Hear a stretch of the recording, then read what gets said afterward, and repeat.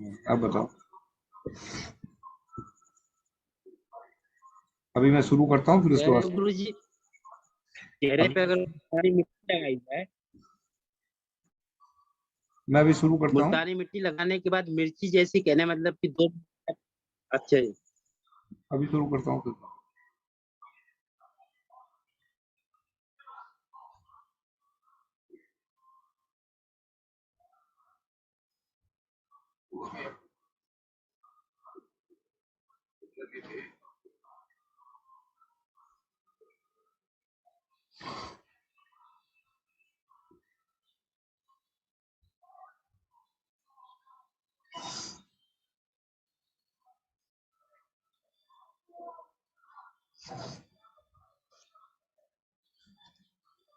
प्रणाम सभी को। मैं डॉक्टर हरिओम, बिलासपुर रामपुर उत्तर प्रदेश से।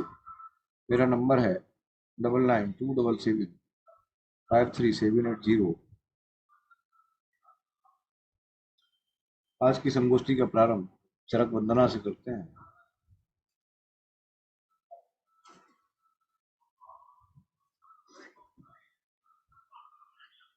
यदा मतस्यावतरे वर्णाभिधियुद्धिता तदा शिश्राय तत्र बुभेदा सागम अवात्मा यतश्रेयवायातु ज्ञाता किमिचिन्तिता तस्मान् चरकानामान्यासो खयात्रेषु चित्तमण्डले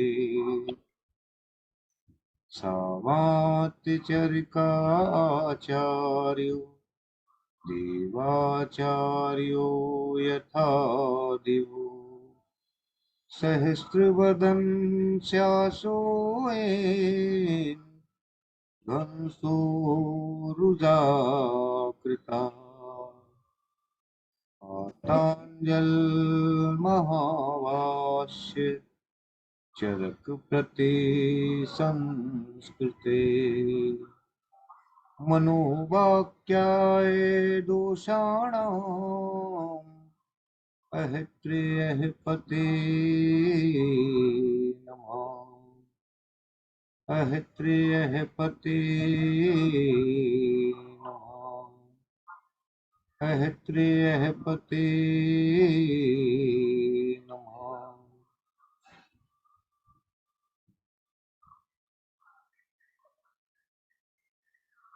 और अब तक उनकी निदान संप्राप्ति चिकित्सा सब पूरी हो चुकी है।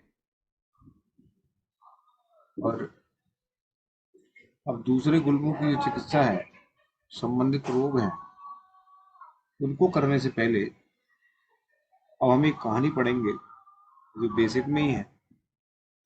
उस बेसिक को समझ लेंगे, क्योंकि हमें गुल्म की जो संप्राप्ति है वो तो हमको सबको मैंने सबको बता ही दी, लेकिन इसको याद कैसे रखा जाए वो एक अपने में सूत्र है। और वो सूत्र मतलब कहीं से लिया नहीं गया है, बल्कि किसी चीज को मैंने आसान करके उसमें लिखा है, और वो आपको आराम से पूरी एक कहानी है वो समझ में आ जाए। थोड़ा सा इसको शुरू करने से पहले मतलब मैं ये कह दूं कि अन्य गुल्मों को अगर हम पृथक पृथक उसके जो निदान बताई दिए, और निदान मतलब उसकी संप्राप्ति वो बताने से पहले, और उसकी चिकित्सा बताने से पहले अगर हम पहले ये सोच लें कि जो हमने नीचे लिखा है उसको हम बड़ी आसानी से समझ लेंगे, तो हमारे जो और बेसिक हैं उन बेसिक में ये भी शामिल हो जाएगा और हमको ये भी अच्छी तरह से समझ में आ जाएगा। तो कहे पहली चीज तो ये है कि प्रश्न दिमाग में सबसे पहले प्रश्न इसी चीज का उठता है कि दोष तो तीन ही हैं, और तीन दोषों के हिसाब से दोष पूरे शरीर में ही घूम रहा है। तो क्या उसको अगर गुल्म को पैदा करना था तो क्या उसे वातज गुल्म पैदा करने के लिए जो उसने संप्राप्ति अपनी बनाई, तो वो आमाशय में ही बनी या हृदय में बनी या फिर कहीं दूसरी जगह बनी? तो वो बन कैसे गई? क्या दोष के लिए वही स्थान मिला? पूरी बॉडी पड़ी हुई थी, ऐसा क्यों? तब हम देखेंगे कि सबसे पहले डालते हैं उसकी जो एक स्टे शब्द है उस पर निगाह डालते हैं। और वो स्टे शब्द का कहीं ना कहीं आचार्यों ने एक जो वर्ड दिया है षष्ठ है, षष्ठ षष्ठ षष्ठ का मतलब वहां पर जो अर्थ एक अर्थ आया है वो उस अर्थ का वास्तविक रूप क्या है वो मैं आपको बताऊं। वो अगर समझ में आ गया तो फिर आपको समझ में आ जाएगा।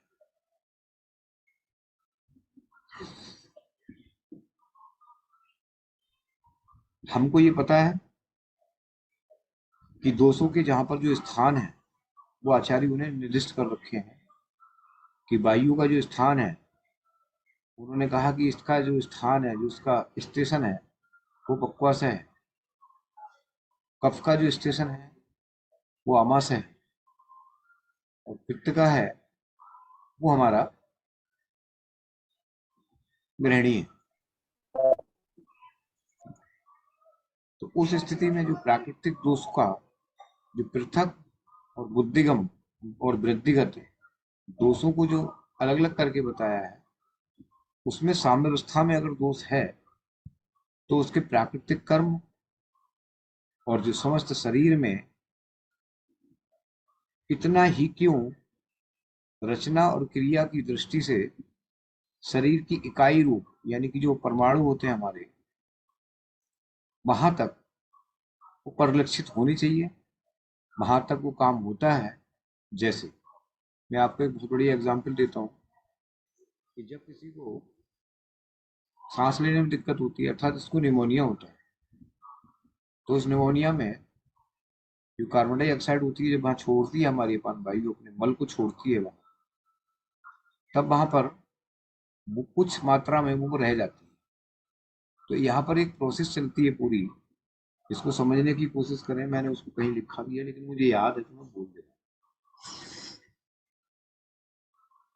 हूँ। वायु सबसे पहले जो हमारी कार्बन डाइऑक्साइड सबसे पहले अगर इसको समझे तो कार्बन डाइऑक्साइड पहले सबसे पहले सेल के अंदर बनी, फिर वो टिश्यू में आई, वहां से उसने उठाया टिश्यू में भी बनी, फिर वो टिश्यू से सीधे उसको लेके और फिर जो हमारी बयान वायु में शामिल हुई अपान वायु उसको लेके फिर हमारे प्राणवायु स्रोतस में लेके आई।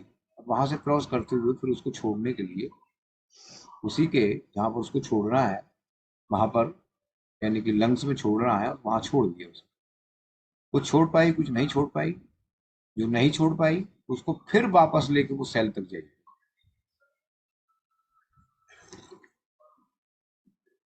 और वहां कार्बन डाइऑक्साइड बढ़ जाएगी, और वहां उस सेल की जो अपनी स्वाभाविक जो काम करने की शक्ति होगी, जो काम करने की उसकी मेटाबॉलिज्म होगी वो गड़बड़ हो जाएगी।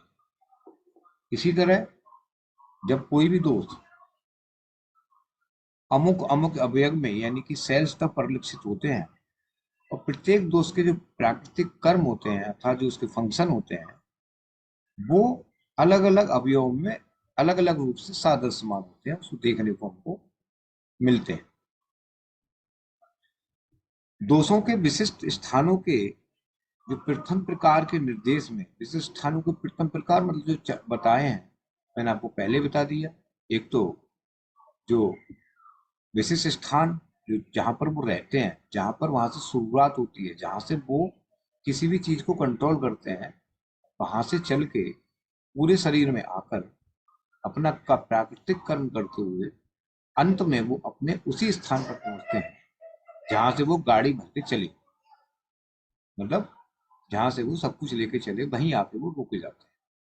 तो ये प्रथम प्रकार, दोषों के जो प्रथम प्रकार के निर्देश में है, इन स्थानों या जो हमारे ऑर्गेन का जो निर्देश किया गया है उसी को लेकर वृद्धि को प्राप्त दोषों, अब यहाँ पर जब वृद्धि हो गई तब क्या होगा, दोषों द्वारा जो उनसे उत्पन्न हो रहा है, जो उत्पन्न हो रही है विकृति, विकृति का मतलब कोई भी डिजीज उत्पन्न हो रही है, कहा कि जो वृद्धि को प्राप्त दोष है उनसे जो उत्पन्न विकृति है तो वो तो सर्वांग में हो सकती है।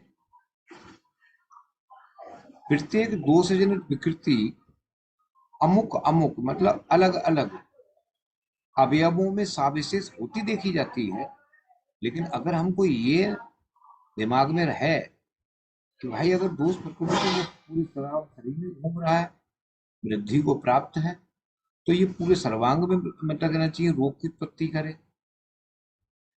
लेकिन दोष दोष जो जनित जो विकृति वो अलग अलग हमको होंगे, कहते हैं लिवर की है, या फिर इसको आंत में कैसे हो गई, या फिर इसको ब्रेन में कैसे हो गई। दोष अब वहां पर एक ही चीज संप्राप्ति को ढूंढते हैं कि भाई हम वहां पर वायु, वहां जो है वायु का ये वाला गुण बढ़ गया, या पित्त का ये वाला गुण बढ़ गया, या कफ का ये वाला गुण बढ़ गया। तो सवाल इस बात का है कि कफ का जब गुण ये बढ़ा और पित्त का ये गुण बढ़ा, तो फिर वहां पर बढ़ने के साथ साथ वो पूरे शरीर में परिलक्षित हुआ, पूरे शरीर में फैला, तो ब्रेन में जाके क्यों हुआ? तो उसको और जगह हमारी पक्वा से क्यों नहीं मिली?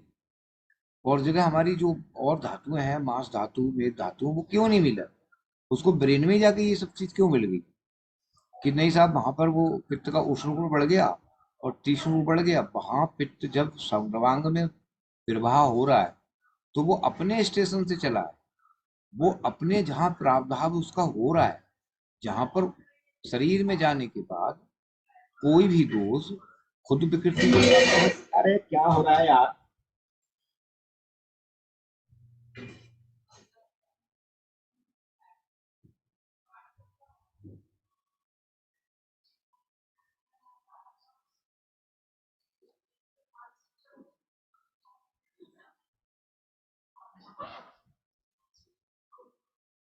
खुद विकृति को प्राप्त तो वहां जाने के बाद नहीं होता, वो तो जितना भी होगा वो जहां से वो चलेगा, जो इसकी स्टेशन है वो वहीं पर विकृत हो जाएगा और पूरे शरीर में फिर वो प्रेशर करेगा। प्रेशर का मतलब वो घूमेगा, वृद्धि हो जाएगी लेकिन प्रेशर हो जाएगा, प्रेशर होने के बाद वो घूमेगा। प्रेशर का मतलब ये नहीं होता कि उसकी जो षड क्रिया काल अभी मतलब कहना चाहिए कुछ हो गई, तो प्रेशर का मतलब ये नहीं कि वो घूम रहा है, अपनी वृद्धि को प्राप्त है और घूम रहा है, आशा कर रहा है कि किसी भी तरह से मेरे को देश काल आहार विहार और उसका उल्टा सीधा हो, मेरी और में वृद्धि को और ज्यादा प्राप्त हो। तो वो वृद्धि को प्राप्त भले ही कितना हुई, कोई फर्क नहीं पड़ता शरीर के अंदर। अगर कोई भी दोष वृद्धि को बहुत ज्यादा प्राप्त हो रहा है तो कोई फर्क नहीं पड़ता। आपको दिमाग में आएगा कैसे फर्क नहीं पड़ेगा, जब वृद्धि को दोष प्राप्त हो, दोष जो है वृद्धि को प्राप्त होकर घूम रहा है, प्रेशर की अवस्था में वो घूम रहा है, तो शरीर पर कैसे प्रभाव नहीं पड़ेगा? नहीं पड़ेगा और पड़ेगा। बताऊंगा मैं कैसे नहीं पड़ेगा।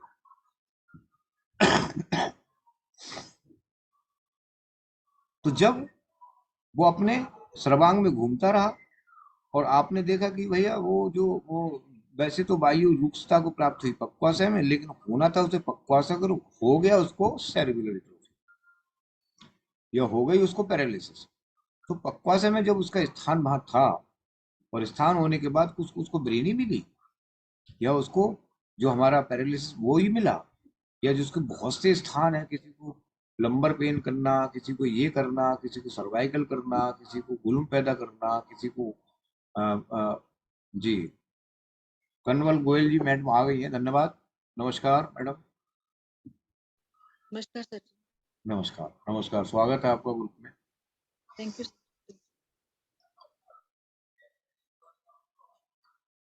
तो मैं शुरू कर रहा हूँ मैडम है। तो इसमें तो क्या वो दोष हमको ऐसा था, क्यों उसके ऐसी चीज प्राप्त हुई, क्यों वो ऐसा प्राप्त हो गया कि पक्वाशय में वायु थी, उसको और कोई स्थान ही नहीं मिला, उसको एक ही रोग मिला, सेरेब्रल एट्रोफी। एक ही रोग मिला उसको पैरालिसिस का, एक ही रोग मिला उसके लिए कोई वातजन्य व्याधि का, एक ही ऑर्गन में क्यों मिला? वो तो पूरे शरीर में घूम रही थी, और जब वो पूरे शरीर में घूम रही थी तो उसको क्यों एक रोग उत्पत्ति, एक ही रोग की उत्पत्ति करने की क्या ऐसी क्षमता थी उसके अंदर, या उसके गुणों की जब चार की वृद्धि हो गई थी तो वो सभी धातुओं को भी ऐसा करके अन्य भिन्न भिन्न प्रकार के एक ही समय में कई रोगों को उत्पन्न कर सकती थी। ऐसी क्या ऐसी बात है जो नहीं हुआ ऐसा? ये हम लोगों के दिमाग में प्रश्न आता है, और जब हम किसी की संप्राप्ति को पढ़ते हैं तो हम एक ही चीज पढ़ते हैं कि आचार्य ने बार बार उसी को कहा है। और आपने देखा होगा, प्रैक्टिकली आपने देखा होगा, या आपने जब हम संहिताएं पढ़ते हैं तो उसमें भी देखा होगा कि बात जनित आहार विहार से, बात जनित आहार विहार से उत्पन्न अगर कोई मतलब कहना चाहिए, या पित्त जनित आहार विहार से उत्पन्न ये जो रोग हो रहा है, तो पित्तजन आहार विहार से उत्पन्न यही रोग होने को रहा, कोई दूसरा रोग कोई और क्यों नहीं हुआ? तो मतलब सब में निदान एक जैसे हैं। तो फिर ऐसी कौन सी मतलब कहना चाहिए पैथोलॉजी शरीर के अंदर बनती है?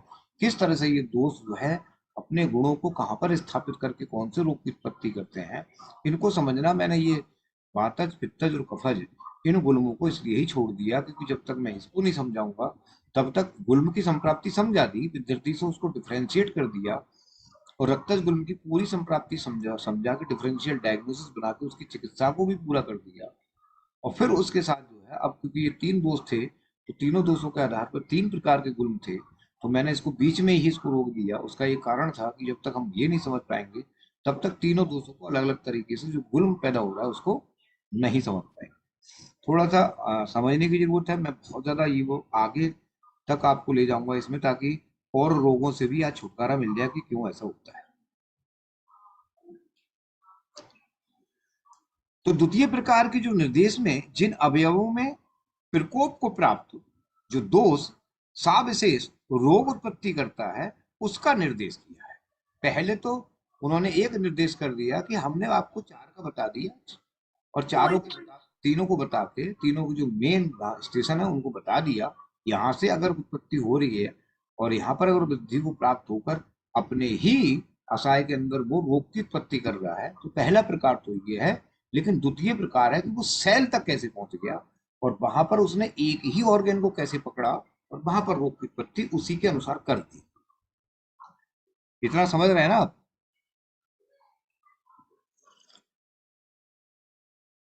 जी, कोई बताएं अगर किसी को भाषा में कठिनाई हो रही है या सर एक कोई। बार रिपीट कर दीजिए।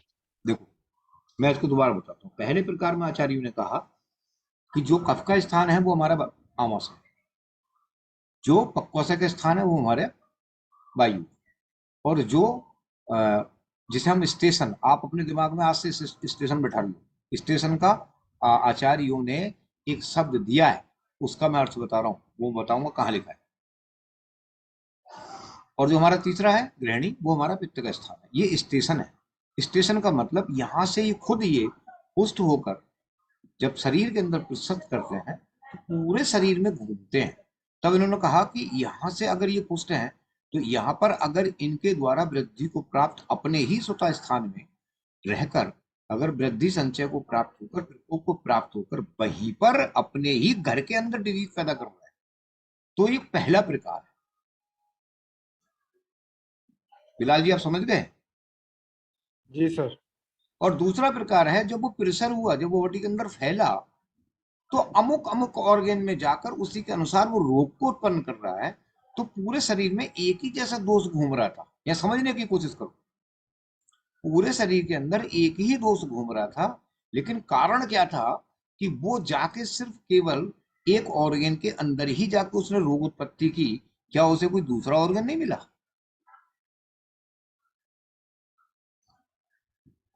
इतना समझ में आ गया? जी जी बोलो जी। सर। ये तो प्रश्न बार बार जब हम किसी भी रोग की संप्राप्ति पढ़ेंगे, चरक संहिता में किसी की पढ़ेंगे, सुश्रुत में किसी की पढ़ेंगे, तो आपको ये चीज मिलेगी, पित्तजन्य आहार विहार से उत्पन्न पित्त प्रकुपित होता है, और वहां जाके ये संचित अवस्था में क्यों, भाई लिवर ही क्यों मिल गया उसको, उसे स्किन क्यों नहीं मिली, उसको और कुछ क्यों नहीं मिला, वहीं पर मिला उसको। या अगर पित्त अगर कहीं दूसरी जगह है, बोले जी हम ये जो है बर्निंग सेंसेशन कर रहा है, तो ये इसे बस्ती ही क्यों मिली, इसे पूरा शरीर और क्यों नहीं मिला? हाँ, प्रश्न इस बात का है कि उसके जो गुणों की ऐसी कैसी समीक्षा करनी चाहिए जो वहां पर जाके ये ऐसा हो रहा है और ये क्यों कर रहा है। तो वही कहा, उसी को आप समझ लो और उसी को समझने के बाद फिर आपको अपना खुद ही पता चल जाएगी कि यहाँ पर इसके अतिरिक्त प्रत्येक दोष और धातु का एक एक स्थान मुख्य कहा गया है और इसका तात्पर्य मेरी नम्र बुद्धि के अनुसार निम्न है।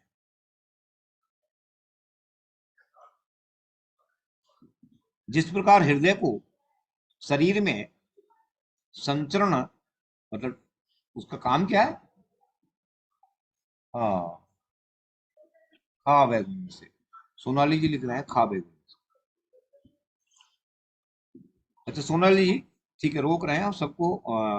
सोनाली जी बोलो, खा बैगुन का स्पष्ट बताओ जरा, थोड़ा सा इलेबोरेट करो, अच्छा लगेगा और सबको समझ में आ जाए, समझ में भी आ जाए। खा बैगुन। खवैगुण्य प्रणाम सर। खवैगुण्य यानी उस ऑर्गन में उस दोष के गुणों की जो वृद्धि होंगी, इसीलिए वो दोष वहां जाकर अपना स्थान संचय करता है और अन्य दोष का क्षय होता है। बढ़िया बता दिया। कितने लोग सहमत हैं सोनाली जी से? खा बैगुन, अक्सर शब्द आता है खा बैगुन। उन्होंने बिल्कुल स्पष्ट स्पष्ट बोल दिया सोनाली जी ने। अब आपको थोड़ा सा इसमें समझने की जरूरत है, क्योंकि ये चीजें ऐसी होती हैं जी। कोई और बोलना चाहे तो इसको बोल दे। सर एक और इसमें सोच सकते हैं क्या कि उस धातु की सारता नहीं है वो, यानी असार होने की वजह से रोग उत्पत्ति होगी, ऐसे। हाँ हाँ हाँ, खा बैगुन। और कोई स्पष्ट करें इसको। अच्छा, वायु के जब मैंने वृद्धि के वो बताए थे कि वायु वृद्धि संचय अवस्था ऐसे होती है, उसको किसी को मालूम है? मतलब कोई भी दोस्त अपने स्थान संश्रय जहाँ से उसका स्टेशन है वहां से जब निकल के शरीर में भ्रमण करता है तो उस दोस्त को उसके जैसे लक्षण जहाँ कहीं पर भी मिलते हैं हाँ, उसके और गुणों, वो उसके जी जी उसके गुणों। गुणों के जैसे, तो फिर वो वहीं पर अपना स्थान संश्रय बना लेता है। आपने वो उसका जुआ वाला जुआरी वाला जुआरी जुआरी वाला वाला एग्जाम्पल। एग्जाम्पल। वही कहना चाह रहा हूँ। भागुंड का मतलब यह है कि दोष तो पूरे शरीर में पहले भी घूम रहा था और आज भी घूम रहा है, लेकिन कुछ आहार विहार ऐसे करे थे जिससे उस दोष से संबंधित जो गुण थे उस आहार विहार में एकांक में या पूरे शरीर में उसके समान तुल्य गुणों को वहां पर पहले से ही स्थापित कर दिया था। और जब दोष वहां से साम्यावस्था के रूप में ही निकला, उसकी कोई विकृति अवस्था नहीं थी, जब वो दोष साम्यावस्था के रूप में ही वहां से भ्रमण करते हुए निकला, तब उसने पाया कि यहाँ पर मेरे गुण धर्म कुछ ज्यादा मुझे दिख रहे हैं, और वो वहीं पर ठहर गया और फिर धीरे धीरे करके वहां पर उसके संचय होना शुरू हो गया। एंड दिस इज खावे। यही तो खावे बनना है।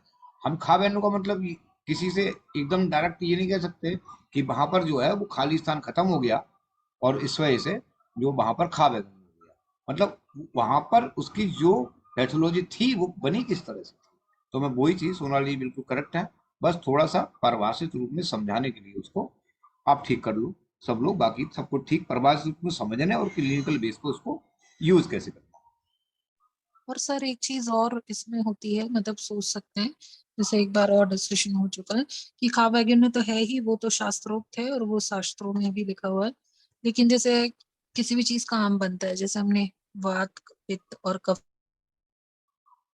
हाँ तीनों से अग्निमान पढ़ा और फिर उससे अग्नि की उत्पत्ति पढ़ी, तो अब जो भी प्रधान दोष आम बन रहा है उसमें वो पंचमहाभूतिक प्रधान मतलब गुण हो जाएंगे, या वो अपक्व चीज हो जाएगी, या फिर उसका आम बन गया वो हम हाँ हाँ, यस यस यस।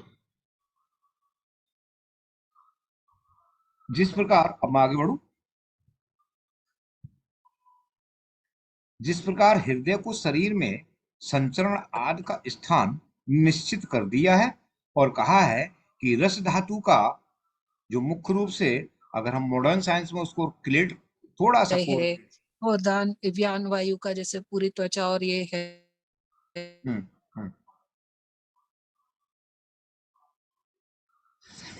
जिस प्रकार हृदय को शरीर में संचरण का एक, हाँ अब आवाज कट रही है। हेलो, आवाज नहीं आ रही मेरी? हम्म।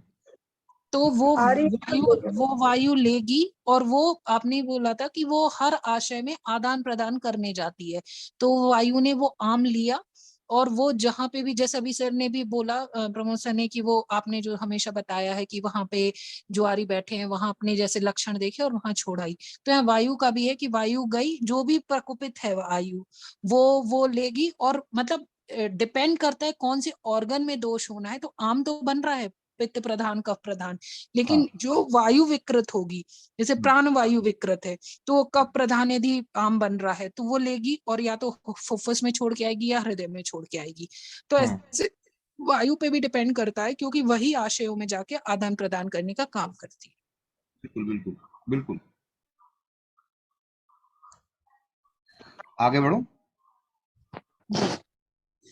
जिस प्रकार हृदय को शरीर में संचरण आदि का जो स्थान निश्चित कर दिया है कि आप ऐसा करो, सिर्फ केवल रस धातु यानी कि जो आधुनिक अगर प्रत्यक्ष अनुसार उसको हम देखते हैं तो मान लें कि प्लाज्मा को आपको शरीर में चक्रवर्त चारों तरफ भ्रमण करता हुआ आपको भेजना है, और इसी क्रम में जब चक्रवर्त वो भ्रमण करता है, उसका संवहन करता है, उसका विक्षेपण करता है हृदय, तो मुख्यतः पक्वाशय को केंद्र स्थान मानकर, देखिए मैं आपको कई बार इस चीज को इंडिकेट कर चुका हूं कि हम सबसे हमारा जो अपना लक्ष्य होना चाहिए, वो आचार्यों ने बार बार इसी चीज को एक बार दोहराया है और हर डिजीज के अंदर दोहराया है।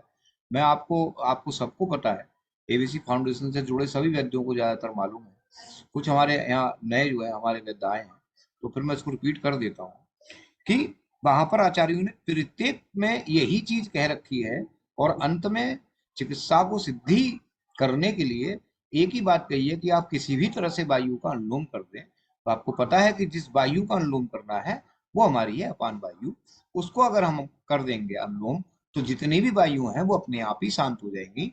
आगे स्टेशन का जब अर्थ आएगा तब आपको उसमें, और वैसे तो सबको पता है लेकिन आगे जो है खूब ढंग से क्लियर हो जाएगा। मुख्यतः पक्वाशय को केंद्र मानकर वायु का, प्रधानता आमाशय के ऊर्ध्व भाग को केंद्र मानकर कफ का, और पक्वाशय ग्रहणी को केंद्र मानकर पित्त का, यकृत प्लीहा को केंद्र स्थान मानकर रक्त का, तथा अंत में विषर्ण ग्रंथियों यानी कि जो टेस्टिस होती हैं उसको केंद्र मानकर शुक्र का। ये जो सब चीजें हैं ये आचार्यों ने पहले ही कहीं ना कहीं छिड़क के छोटी छोटी छींटों में उसको फेंक दिया। उल्लिखित दोष, जो हमारे दोष हैं उल्लिखित, यह धातु अपने प्रवास तक, प्रवास का मतलब समझ रहे हैं?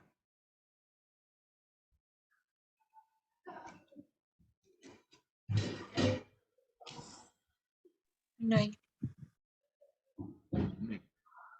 ठीक है। अपने प्रवास तत स्थान से प्रवास आरंभ कर, मतलब अपनी जो यात्रा है वो आरंभ करते हैं, सर्वांग में पहुंचते हैं और वहां अपने अपने प्राकृतिक कर्म करते हैं, और प्रवास की क्रिया संपूर्ण कर पुनः अपने मूल स्थान पर जा पहुंचते हैं। अब समझ में आ गया? स्टेशन, यस, मतलब अपान वायु उठी और अपान वायु वहां से ऊपर के लिए तरफ जाने जब गई तो अपनी पांचों वायु को वहां से पूरी तरह से सबसे पूरा मल इकट्ठा करके, जो जिसको कार्बन डाइऑक्साइड के रूप में रहती है, मतलब ऐसे बोलते हैं हम लोग, उसको पूरा मल इकट्ठा करके जब वहां अपने आखिरी स्टेशन पर कहाँ पहुंची, फुफ्फुस के अंदर पहुंची, तो अपने मल को वहीं त्याग किया और विष्णुपाद ऑक्सीजन उसको लेके और अपनी अपनी जितनी भी सभी वायु थी उनको पुष्ट करते ही अंत में फिर कहां पहुंच गई? पक्वाश अपने प्रवास स्थान पर पहुंच गई और फिर वहां से उठी। इस तरह से वो अपनी पूरी की जो प्रक्रियाएं हैं शरीर के अंदर, वो समतुल्य अवस्था में सबको गवर्न करती हुई और फिर वो वहां पहुंचती है। यहाँ पर वही है, अपने अपने मूल स्थान पर आप पहुंचते हैं, अलबत्ता पूर्ववत अपनी यात्रा पुनः प्रारंभ करने और आजीवन इसी प्रकार प्रवास करते रहने के लिए आयुर्वेद में जो दोषों का संचरण बताया है, वो इस शब्द से महर्षि चरक ने भाषा विज्ञान के आधार पर शब्द गति विपरीत अर्थ वाली संस्था शब्द से धातु से उत्पन्न हुआ है और अंग्रेजी का स्टेशन शब्द इसी से मिलती जुलती स्टे धातु से सिद्ध हुआ है। परिणामतः स्टेशन शब्द कोई वाहन जाकर खड़ा हो जाता है और उसके अर्थ का वाचक होना अब यह है, परंतु स्थिति ये होती है कि ये शब्द बस स्टेशन, ट्रेन, विमान आदि के प्रवास के संबंध में उस भूमि विभाग के अर्थ में, भूमि विभाग का मतलब उतनी ही भूमि में, उतनी भूमि का मतलब उतने ही पक्वाशय में, उतने ही गृहिणी में, उतने ही आमाशय में, भूमि विभाग के अर्थ में प्रचलित हुआ है, जहां से कोई वाहन अपनी यात्रा प्रारंभ करता है और अपने ही गंतव्य जिस स्थल पर पहुंचकर पुनः उसी भूमि विभाग पर अपनी स्टेशन पर लौट आता है और यथा समय अपनी यात्रा पुनः आरंभ करता है। यही कारण है कि जिसे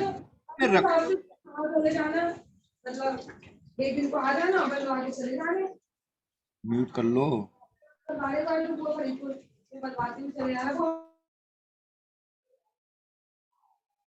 जिसे दृष्टि में मतलब दृष्टि में रखते हुए जो तत्त दोष है, तत्त दोष का मतलब हमारे वातपित्त कफ अथवा धातु है, वो एक एक प्रमुख स्थान निर्धारित किया गया है और जिसके अतिरिक्त शोधन उपचार की दृष्टि से भी इन स्थानों का महत्व है, वो मैं आगे बता रहा हूं, क्योंकि ये गुल्म का चैप्टर है और इस गुल्म में हम जब तक ये नहीं समझ पाएंगे तब तक आगे जब हृदय गुल्म की बात करेंगे तो हमें कंफ्यूजन होगा।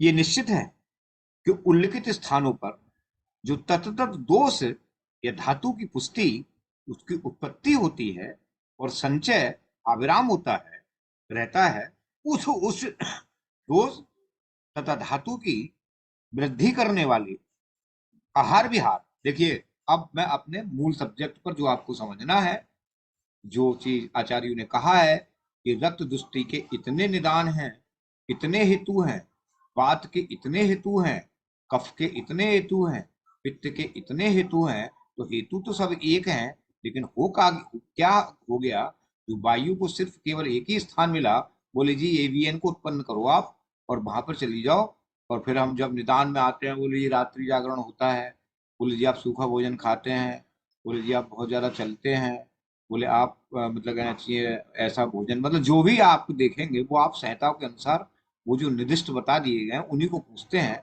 लेकिन कभी ये नहीं सोचते कि यही आहार विहार हर डिजीज के अंदर होता है, तो कैसे होता है कि अलग अलग डिजीज उत्पन्न होता है। तब वहां पर गुणों की जो हमको चिकित्सा है वो हमको करने को मिलेगी। जैसे अतिसार में वायु अपना आशय अपकर्षक नियम लगाती है और दोष को यानी कि अबु धातु को खींचकर पक्वाशय में जब लेके आती है तब अतिसार की उत्पत्ति होती है। उस समय स्थिति दो चीजें होनी चाहिए, कफ अपना क्षीण अवस्था के अंदर होगा, पित्त क्षीण अवस्था के कफ अपनी समावस्था में होता है, पित्त क्षीण अवस्था में होता है, और वायु फिर किसको खींच के लाएगी, कफ को, अबु को खींच के लाएगी, क्योंकि जब मैंने आपको बता चुकी है वायु अपायकर्षक नियम उस दोष पर लगाती है जो दोष सम अवस्था में होता है। तब वहां पर कैसे वो उत्पन्न हुआ वही चीज हमको समझने की यहाँ पर आवश्यक है। यहाँ गुल्म का है तो गुल्म में भी आपको ये चीज आपको समझनी पड़ेगी, उससे पहले आपको फिर वो तो चीज है हम संप्राप्ति समझ आए कि ऐसा हुआ। तब कहा कि उस दोष या धातु की वृद्धि करने वाले जो आहार विहार आदि का अत्योग हो तो उसकी पुष्टि साविशेष होती है, और यूं भी संचरण क्रम में जो ट्रांसफॉर्मेशन होता है, संचरण क्रम से कोई भी दोष या धातु अपने प्रमुख स्थान पर पहुंचता है। अब क्या हो गया कि हमने आहार विहार को अतियोग कर लिया और अतियोग करने के बाद वो वहां बन गया, जैसे स्वाभाविक रूप से बनता था वैसे भी वहां बन गया।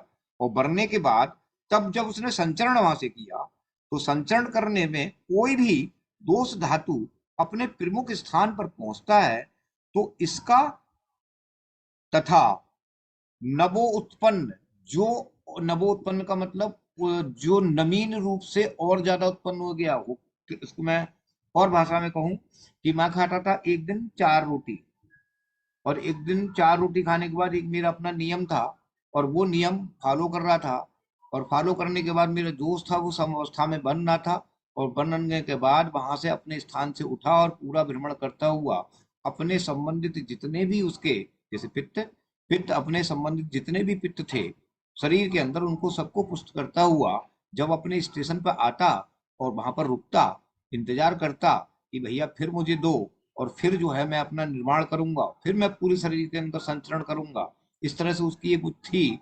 अब हमने थोड़ा सा आहार विहार गड़बड़ कर दिया, 4 रोटी खाने की बजाय अब हमने क्या काम किया, मिर्च मसाले सहित 5 रोटी खाना शुरू कर दी। तो पित्त जो बन तो रहा था वो पहले भी बनना था, लेकिन अब थोड़ा सा नमीन बनना शुरू हो गया। नमीन का मतलब थोड़ा सा ज्यादा बनना शुरू हो गया। तो उसी को मैंने लिखा कि जो नमीन दोष बनना है, नमीन दोष धातु का संयोग होने पर उस स्थान पर उस दोष या धातु की मात्रा में वृद्धि को जाया करती है, मतलब वृद्धि हो जाया करती है, परंतु प्रत्येक दोष अपने अपने मुख्य स्थान के निकटवर्ती द्वार से निकलता रहता है। ये क्या है? जैसे मैंने आपको बताया कि जब किसी को जुकाम लगता है तो जुकाम का मतलब सिर्फ इतना होता है कि नाक से पानी निकल रहा है, पेशेंट कंप्लेंट कर रहा है 3-4 दिन से मुझे जुकाम हो रहा है डॉक्टर साहब, और जो है पानी पानी आ रहा है और नाक से पानी बहुत निकल रहा है, तब यहाँ पर यही चीज है कि दोष अपने निकटवर्ती स्थान से निकलकर आपको ये बता रहा है कि मैंने अभी कुछ किया नहीं है, लेकिन मैं आपको ये इंडिकेशन दे रहा हूं कि आप जो आहार विहार कर रहे हो उससे मेरी मात्रा ज्यादा बन रही है, और मैं आपको निकटवर्ती स्थान से निकलकर ये प्रदर्शित कर रहा हूं कि आप ठीक कर लो अपने लिए, वरना अभी तो मैं पूरे सर्वांग शरीर में हुई हूं, उतनी वृद्धि को प्राप्त नहीं हुआ हूं जो मैं रोगोत्पत्ति कर लूं। लेकिन अगर आपने आहार विहार ठीक नहीं किया, मुझे शांत नहीं किया, तो मैं फिर रोगोत्पत्ति करूंगा और आखिर में पूरा शरीर जकड़ जाएगा, और जकड़ने के बाद फिर मेरे को फीवर भी आएगा, बात कफत ज्वर या जो भी है, जो भी संप्राप्ति जिस तरह से बनेगी उस तरह से फिर मैं बनाऊंगा। लेकिन आप आहार विहार ठीक कर लो। तो जो ऐसे जब दोष पिरसर अवस्था में होता है तब पिरसर अवस्था में दोष निकल के ये बताता है कि मैं अभी कहीं हूं और आपको निकटवर्ती द्वार से निकल के बता रहा हूं, और जब बता रहा हूं तब आपको तुरंत वहां पर अलर्ट हो जाना चाहिए। वो हमारी जो क्रियाकाल होता है, मैं हालांकि क्रियाकाल पर नहीं जा रहा हूं, लेकिन मैंने आपको क्योंकि मैंने लिखा है इसलिए मुझे बताना पड़ रहा है। वो जो क्रियाकाल का जो समय है उस समय वहां पर चिकित्सक या हमारे वैद्य अगर कोई समझ जाता है तो उसको वहीं पर उसको ठीक कर देगा, और आगे रोग उत्पत्ति किस प्रकार से कौन सी संप्राप्ति बनेगी उसको वहीं रोक सकता सर मेरा एक क्वेश्चन है यहाँ पे जी। जैसे अब निकटवर्ती द्वार का आपने नोज का ही एग्जांपल लिया सर, रनिंग नोज का। रनिंग नोज का जो पूर्व रूप तो बहुत सारे रोगों में होता है, एलर्जिक में भी होता है, प्रतिशय में भी होता है, और बहुत सारे कारण में होता है। तो वो फिर हम वहाँ पे फिर कौन सा रोग माने और किसकी चिकित्सा करें?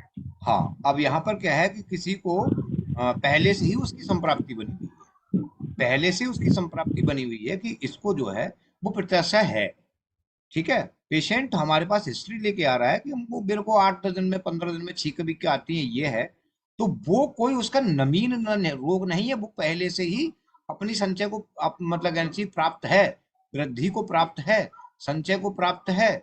फिर सर जब उसका होता है तो थोड़ा सा आहार विहार करता है और फिर उसके बाद में फिर निकल के उसको बताता है, लेकिन वो तब तक बताता है जब तक वो मतलब कहना चाहिए थोड़ा सा परहेज कर लेगा फिर वो शांत हो जाएगा, थोड़ी सी दवाई खा लेगा फिर वो शांत हो जाएगा। लेकिन जो उसकी 3 अवस्थाएं भी पीछे गुजर चुकी थी, वृद्धि को प्राप्त था, वो रोका नहीं उसने, वहां पर संप्राप्ति उसकी भंग हुई नहीं है। तो यहाँ पर हम ये कहेंगे कि ये जो रोग जो बता रहे हो आप वो ये बता रहे हो कि पहले की जो 2 स्टेजें हैं उन 2 स्टेजों की संप्राप्ति जस की तस है, बस तीसरी जैसे ही शुरू होती है हम उसको दबा देते हैं, हम उसको थोड़ा सा आहार विहार ठीक करके और थोड़ी सी दवाइयां देके जो उसकी इस तरह की जो अवस्था होती है, प्रेशर की अवस्था जो होती है उसको शांत कर देते हैं, मरीज चला जाता है और धीरे धीरे करके वो क्रॉनिक रूप में चला जाता है। लेकिन अगर हम वहां ये कहें कि क्या दोष पूरे शरीर से शांत हो गया, तब हम कहेंगे नहीं, दोष पूरे शरीर से शांत हुआ ही नहीं है, क्योंकि वो लगातार वृद्धि को प्राप्त हो रहा है। थोड़ा सा उसने औषधियों के सेवन से या समय काल के हिसाब से, आहार विहार के हिसाब से उसको शांत तो कर दिया है, लेकिन उसकी संप्राप्ति भंग नहीं हुई है। यही कारण है कि पित्ताशय को नूतन और पित्ताशय को जीर्ण कहने में आचार्यों को जरा भी हिचक हुआ नहीं थी।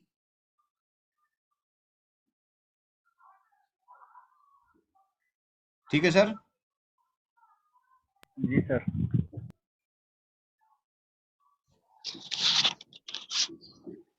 परंतु प्रत्येक दोष अपने अपने मुख्य स्थान के जो निकटवर्ती द्वार से निकलता रहता है। उसका दूसरा एग्जाम्पल है पित्त मलो उत्सर्ग के साथ। पित्त मलो उत्सर्ग के साथ निकलता रहता है, वायु अधोवायु की प्रवृत्ति के रूप में निकलती रहती है, और कफ स्टीवन के रूप में कफ निकलता रहता है। परिणामता और सामान्यता उस दोष का शरीर में साम स्थिर रहता है, परंतु प्रकोपक आहार विहार आदि के अत्योग बस अपने मुख्य स्थान पर दोष का प्रकोप हो जाए तो तत् संशोधन का अवलंबन करना अब हमको आवश्यक हो जाता है कि भाई जो बनना है अब तो यहाँ पर खूबी तरह से बनना है, वायु भी खूब तरह से बन रही है, और आपका कफ का स्थान वो भी जो भी खा रहा है वो कफ बनना है। पित्ताशय में जो भी चीज खाते हैं वो कफ में ही कन्वर्ट होती है। ऐसे ही पित्त, जब पित्त को होता है, अम्ल पित्त होता है, तो जो भी चीज खाते हैं वो पित्त मतलब कहना चाहिए अम्ल पित्त में ही कन्वर्ट हो जाती है। तब वहां पर फिर हमको संशोधन का नियम लगाना पड़ता है कि अब यहाँ पर हम संशोधन कर लें, क्योंकि ये स्थिति ऐसी हो गई कि दोष के अपने स्थान में ही इतनी वृद्धि हो रही है कि जब वो प्रेशर को प्राप्त हो रहा है तो सर्वांग में कोई भी रोग हो सकता है। लेकिन अब यहाँ पर और जो रोग हुआ है उसकी शांति के लिए अगर हमने यहाँ पर उसका क्या नहीं किया, संशोधन नहीं किया, तो रोग जल्दी ठीक होगा नहीं। इतने प्रस्ताविक विवेचन के पश्चात अब गुल्म विशेषक मूल विचार पर जब मैं आज आ रहा हूं, और आपको ये पहले बता देता हूं कि कोई भी दोष अपने प्रकोप कारण के योग से प्रकोपित होने पर सबसे पहले स्रोतोरोध आदि अनुकूल स्थिति के कारण संचय पूर्वक जो वहां पर संचय होगा, जो उसकी वहां पर इकट्ठा होगा, वहां पर वो वृद्धि को प्राप्त होकर तत्त यानी कि उस शरीर अवयव यानी कि ऑर्गेन में स्थान संचय करेगा, वहां पर अपना स्थान जमाएगा उसी संप्राप्ति के अनुसार, और करता हुआ विविध रोग की उत्पत्ति, विविध रोगों की उत्पत्ति मतलब अलग अलग रोगों की उत्पत्ति वो करता है।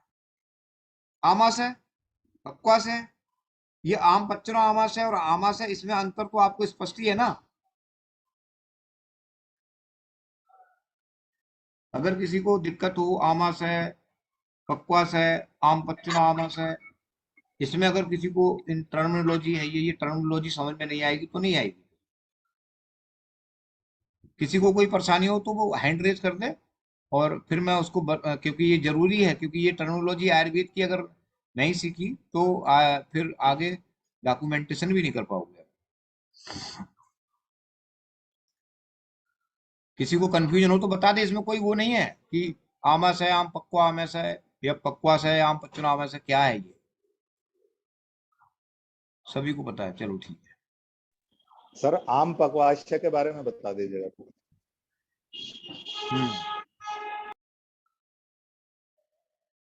आमाशय पार्ट है और वो अपार्ट जो कहलाता है कि आम पच्चना, एक आमाशय, पक्वाशय, फिर आम पच्चना आमाशय।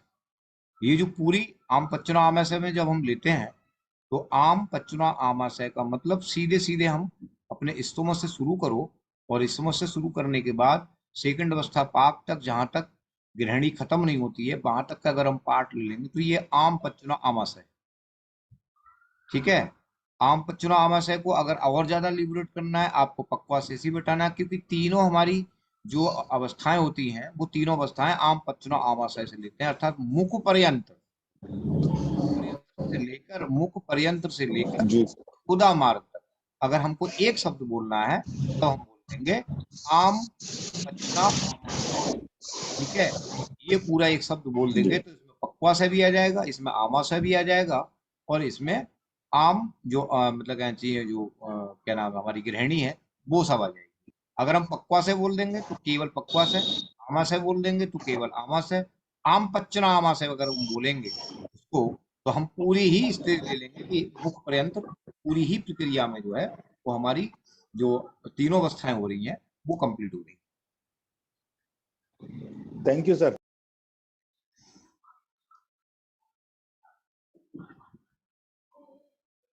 हाँ, आमास है, आम पच्चना आमास है या वो पक्वास है या आम पच्चना आमास है में प्रकुपित हुए बात पित्त कफ हो किसी भी दोष से दुष्टि हुई हो तो वायु का शोषण सर्वदेह में संचरण नहीं होने पाता। कफज और पित्तज दुष्टि प्राय महास्रोतस के एक दोष में होती है, परंतु वायु के आशुकारी होने से जो तन जनित तुरंत एकदम जो बीमारी उत्पन्न होती है वो बहुत समस्त महास्रोतस में होती है। अब यहां पर आप इंडिकेट करें, इसको लिख सकते हैं कि कफज और पित्तज की अगर दुष्टि प्राय अगर होती है तो महास्रोतस, यानी कि महास्रोतस का मतलब पूरा आ गया हमारा मुख से लेकर और पर्यंत्र हमारी आंत तक, मतलब पर्यंत्र हमारे एनस तक, इसके किसी एक प्रदेश में होगी। लेकिन वायु के द्वारा ऐसा नहीं होता है। वायु के द्वारा क्या होगा, परंतु वायु के आशुकारी होने से जो रोग उत्पन्न होगा वो बहुत समस्त महास्रोत में होती है। कफकृत दुष्टि, कफकृत का मतलब कफ के द्वारा जो दुष्टि का स्वरूप ये होता है, वायु का स्वरूप मैं बता चुका हूं। अब आप इसके स्वरूप को जरा निगाह से डाल लें, फिर उसके बाद पित्त का मैं आगे देखूंगा। वायु के स्वरूप का तो बता दिया था ना मैंने।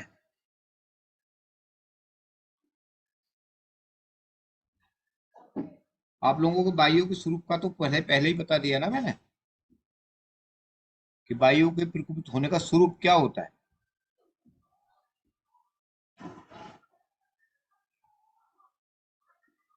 कोई नहीं बोलेगा।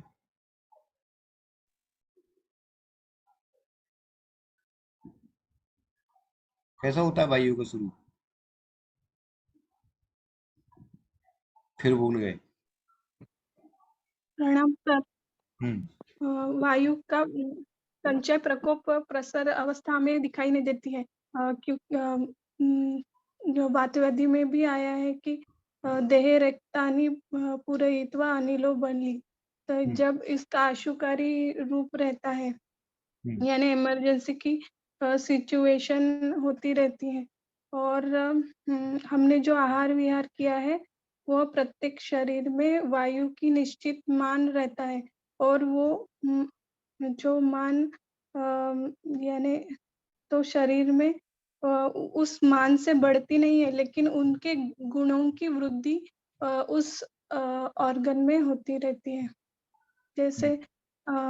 जैसे कोई एक हाथ से ज्यादा काम कर रहा है तो उसके हाथ में चल गुण बढ़ा हुआ रहेगा, और फिर वह और ज्यादा वात प्रकोपक आहार विहार कर लिया तो फिर वहां पे उसे रोग होगा।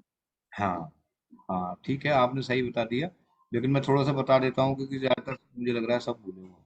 वायु के प्रकोप का जो स्वरूप होता है वो स्वरूप आपको मैं कई बार बता चुका हूँ, उसी के आधारित है कि वायु सबसे पहली चीज अमूर्त होती है, उसका कोई अपना पूर्व रूप नहीं होता। उसके लक्षणों को देखकर हम जान सकते हैं कि वायु प्रकोपित हुई है। उसके आधार पर मैंने आपको बताया था कि उसमें एक आयाम का गुण होता है और एक क्या होता है हमारा, जिसे आयाम क्या बोलते हैं,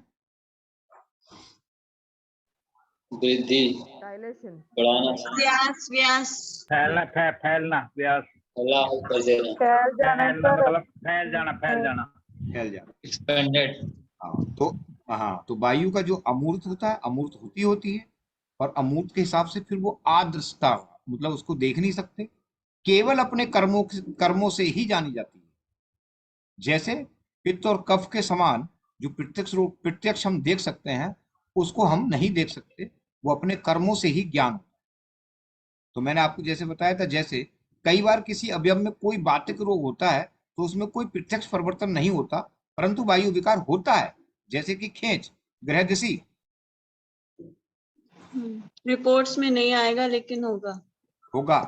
अब उसमें क्या है कि खींच, पेशेंट हमारे पास आएगा, हमको तब तक पता नहीं चलेगी जब तक वो बताएगा नहीं।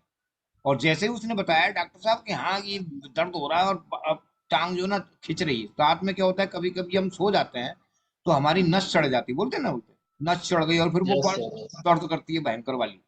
ठीक है, मेरे साथ में हुआ है और इसमें ज्यादा हो रहा होगा क्योंकि ये बरसात है भाई। सर इस समय कोई कोई रोने लगता है पेशेंट, अरे बहुत भयंकर। रोते हैं और रात में तेज करके चिल्लाते हैं अगर दर्द हो गया ये। वो क्या है, वो आयाम है, खींच है।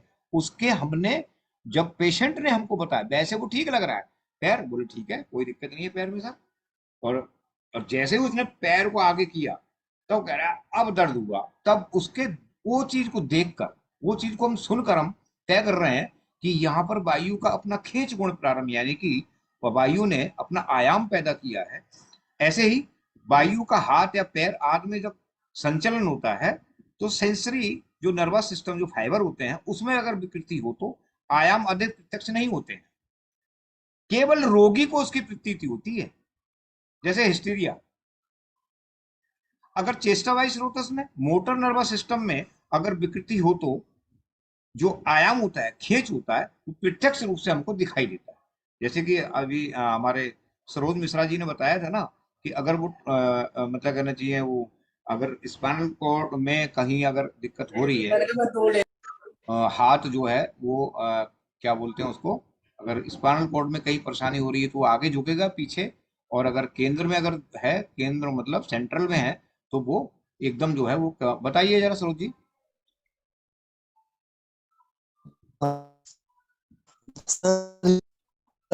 अपर motor neuron, lower motor neuron कौन सा होता है पे इंजरी होती है तो आवाज क्लियर नहीं आ रही सर। सर आप टाइप कर दीजिए सर।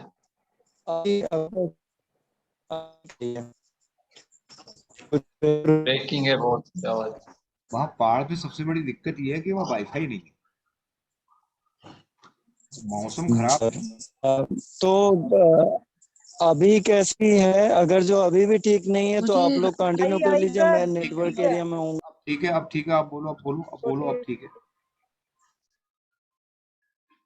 सर लेफ्ट हो गया सर, सिग्नल कट गया उनका। हाँ, तो उसमें क्या है कि जैसे कि जो वो है, खैर चलो वो तो वही बता देंगे, मैं थोड़ा बताने का उसको प्रयास कर रहा हूँ कि जब सेंसरी नर्वस मतलब जो सेंट्रल से कोई अपर न्यूट्रॉन को कोई दिक्कत होती है पेशेंट को, तो उसका जो मैं थोड़ा सा इसमें वो भी हो सकता हूँ। तो उसके जो पंजा होता है ना, ये वाला, ये वाला जो पंजा होगा, ये पंजा जो है वो अगर ऐसे करके फैल रहा है, मतलब ऐसे करके वो यूं ऐसे करके लिया हुआ है, ठीक है, यूं ऐसे करके लिया हुआ है, तो हम मानते हैं कि इसको स्पाइनल इंजरी है। स्पाइनल इंजरी का मतलब ये है कि जो हमारा 4 से 40 वोल्ट है वो ठीक है, लेकिन जैसे जैसे यहाँ पर 220 का आया, वो ट्रांसफार्मर जो लगा हुआ है हमारे स्पाइनल कोड में, वो वहां से डिस्टर्बेंस है।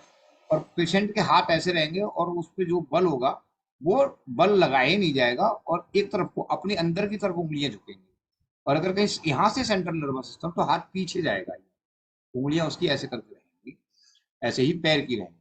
तो यहाँ पर क्या है कि हम पेशेंट को देख के बता रहे हैं कि इसको जो है अंग में वैसे, और हाथ भी नहीं उठ रहा है उसका और बिल्कुल झूला हुआ है, लेकिन सामने से जब मरीज को देख रहे हैं तब हमको कुछ नहीं लग रहा है कि इसको कुछ ऐसा है। वो हमको पूछने से और हमको छूने से पता चल रहा है कि इसको यहाँ पर ऐसा हो रहा है।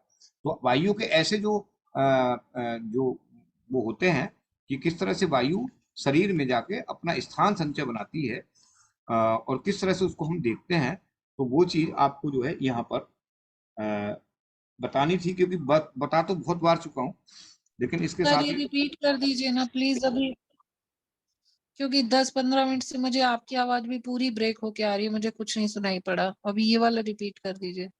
हाँ, जैसे हाथ ऐसे हो रहे हैं तो क्या यहाँ से मतलब? अगर किसी को, यहाँ से अगर किसी को दिक्कत है, जैसे किसी को मतलब कहना चाहिए वो हो रहा है, किसी को ब्रेन हेमरेज वगैरह हो गया, तो उसको अगर हम देखेंगे तो उसके हाथों को जब फैलाएंगे तो बार बार जब ऐसे फैलाएंगे तो उसकी मुट्ठी नहीं बनेगी, और जब मुट्ठी नहीं बनेगी तो हम जान लेंगे कि हाँ इसको ब्रेन से कोई दिक्कत हो रही है। और अगर कहीं रीढ़ की हड्डी से हो रहा है तो उसका हाथ पहली चीज तो ऐसा रहेगा, और जब उसे खोलेंगे हम तो वो वापस अपनी स्थिति में आ जाएगा, ये ऐसे आएगा। और अगर यहाँ से है तो आप वो उसका हाथ ही ऐसे करके रहेगा, और आप ऐसे करोगे बार बार तो पेशेंट कहेगा ये ऐसे हो ही नहीं रहा है, ये ऐसे होता ही नहीं है, नीचे को नहीं आएगा, वो बाहर को फैलेगा। तब हम समझ लेंगे मतलब यदि 440। ब्रेन में प्रॉब्लम है तो एक्सटेंड रहेंगी, एक्सटेंशन रहेगा, हाँ ऐसे और रहेंगे, यदि स्पाइनल कॉर्ड में प्रॉब्लम है तब ऐसे तो रहेंगे। फ्लैट्स रहेंगी। अच्छा, ठीक है, और बार बार आप ऐसे करोगे, ऐसे करके इंस्ट्रक्शन करोगे और देखोगे कहाँ पर इंजरी है इसके, तो वो बार बार ऐसे करके अपनी जगह आ जाएगा। आप सीधा करोगे वैसे, आप सीधा करोगे वैसे। ब्रेन में एक्सटेंसर रहता है और इसमें फ्लेक्सर रहता है। तब यहाँ पर हम देख के ये पता करते हैं कि वायु का आखिर कौन सा गुण है, आखिर वायु कहाँ पर प्रकोपित हुई है जो ये सब चीजें कर रही है। उसको देखते हुए मैं कहा था, कफकृत जो मतलब कहना चाहिए जो दुष्टि का स्वरूप अब ये होता है कि कफ विलीन होकर बाहर निकलकर, कफ विलीन होकर बाहर निकलकर अपने पिच्छल गुण के योग से, क्योंकि पिच्छलता एक कफ का अपना जो गुण है वो जो है होता है उसके अंदर, और पिछलता होगी तब वहां पर दूसरा गुण कौन सा क्रिएट हो जाएगा?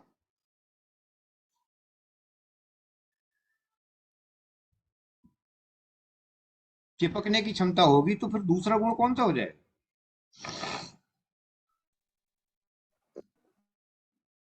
स्थिरता। हाँ, स्थिरता। वहां पर क्या होगा? वो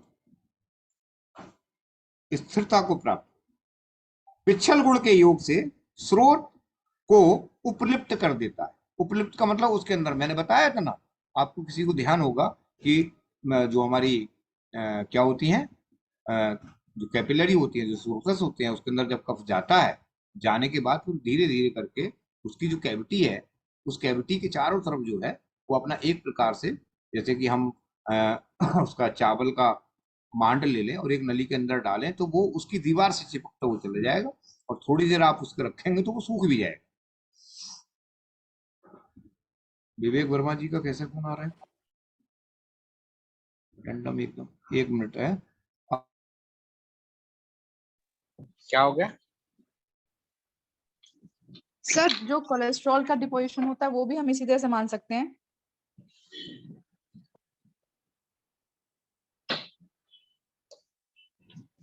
अच्छा, अभी थोड़ा 2 मिनट ले रहा हूँ आपसे, आप बात करो आपस में, फिर मैं नीरज जी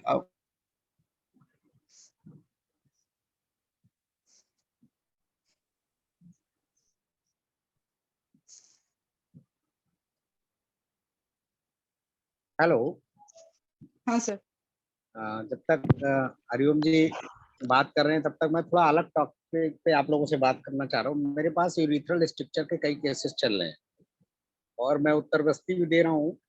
शुरुआती दौर में बहुत अच्छे रिजल्ट मिल रहे हैं और उसके बाद वो पेशेंट कहीं ना कहीं हमारे पास नहीं रुक पा रहे हैं। आप लोगों का कोई विशेष अनुभव हो तो बताएं। सर उत्तरवस्ती किस ऑयल से दे रहे हैं आप? मैं सैंडविच से दे रहा हूँ, मतलब उसमें क्षीर वाला और काछार काशीस के साथ में। और जो यूरिथ्रल स्ट्रक्चर है उसमें ये कंडीशन है, जो भी केसेस आ रहे हैं उसमें कैथेटर पास नहीं हो रहा है।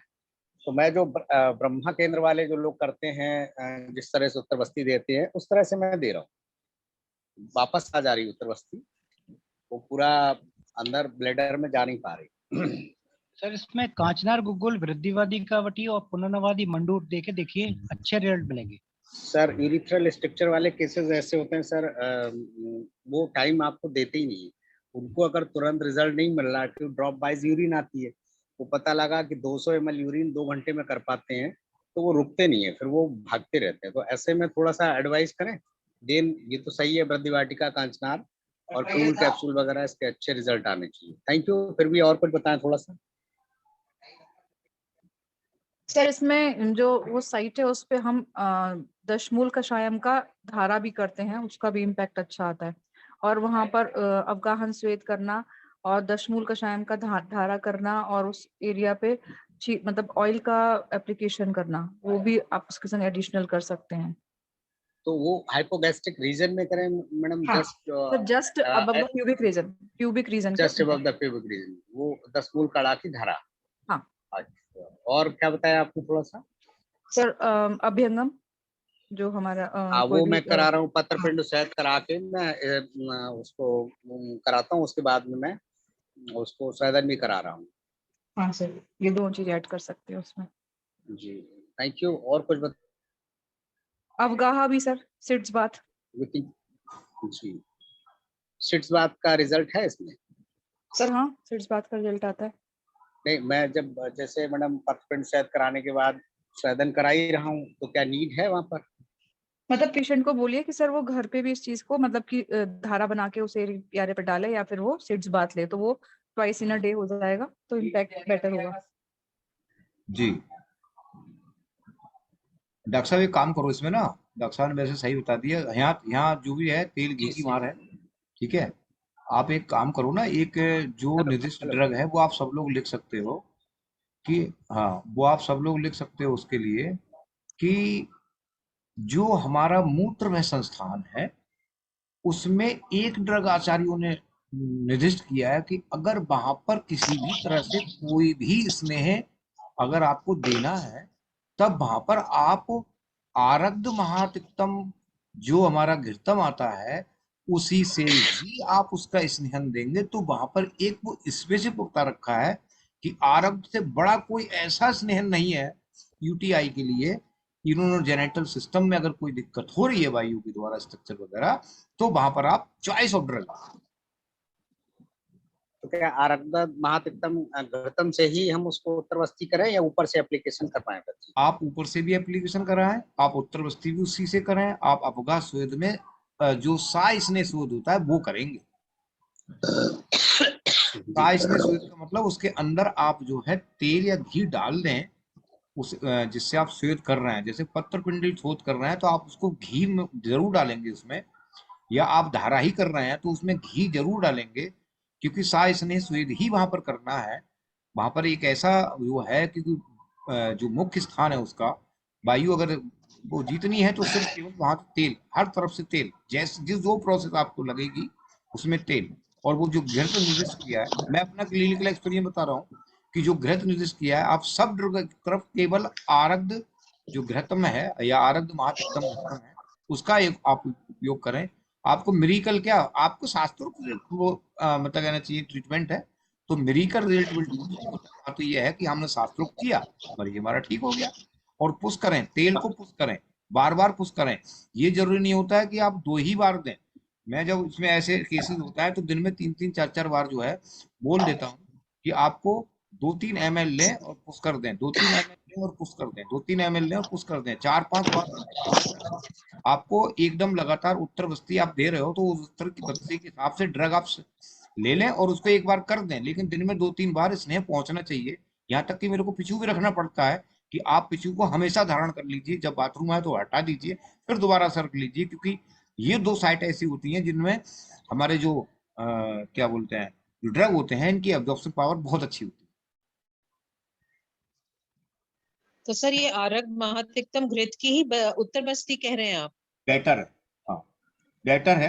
और क्योंकि भाव प्रकाश निघंटू में सर, अभी आरग के बारे में पढ़ोगे ना आप, तो उसमें साफ लिखा है कि अगर मूत्र जनन का स्नेहन करना है तो आरग से सिद्ध घृत का प्रयोग करें। तो सर ओरल भी खिला सकते हैं? हाँ, क्यों नहीं पिला सकते, क्यों नहीं पिला सकते। उसको आप तो चॉइस ऑफ ड्रग पे लिया करो, जहां पर ऐसा है तो चॉइस ऑफ ड्रग। अगर आपके पास डायबिटीज का भी मरीज आ रहा है और वो कह रहा है कि जलन वगैरह हो रही है, देखो मैं जब भी डायबिटीज के मरीज को बताता हूँ तो आरग्ध जरूर बताता हूँ कि आरग्ध आपको लेना ही लेना है, क्योंकि मुझे पता है कि वो खुद ही उसमें जो स्निग्धता इतनी होती है, पानी में घुलता है, चिकना होता है, बहुत ज्यादा उसमें मतलब चीज लुआब होता है। तो खुद एक अगर आपने ऐसे दे दिए ना उसको, तो खुद ही वो स्नन कर देता है, और अगर गृहस्थ संयोग करके देंगे तो और बढ़िया रिजल्ट आता है। इसके यूटीआई में सर भी सर उसका उसका सबसे पहले तो ना कारण भी ढूंढे ना किस कारण से है। तो कई बार एसटीडी इन्फेक्शन होता है, सेक्सुअली ट्रांसमिटेड डिजीज रहती है, उसका साथ जो जिसकी वजह से हुआ तो उसका कारण भी ढूंढ के उसका साथ साथ ट्रीटमेंट करें। जैसे प्रोस्टेट बहुत ज्यादा एनलार्ज हो गया, या फिर कोई ट्रॉमा की वजह से हो गया, या फिर एसटीडी की वजह से हो गया, तो साथ उसका ट्रीटमेंट करें तो हमें और ज्यादा बेनिफिट मिले। सर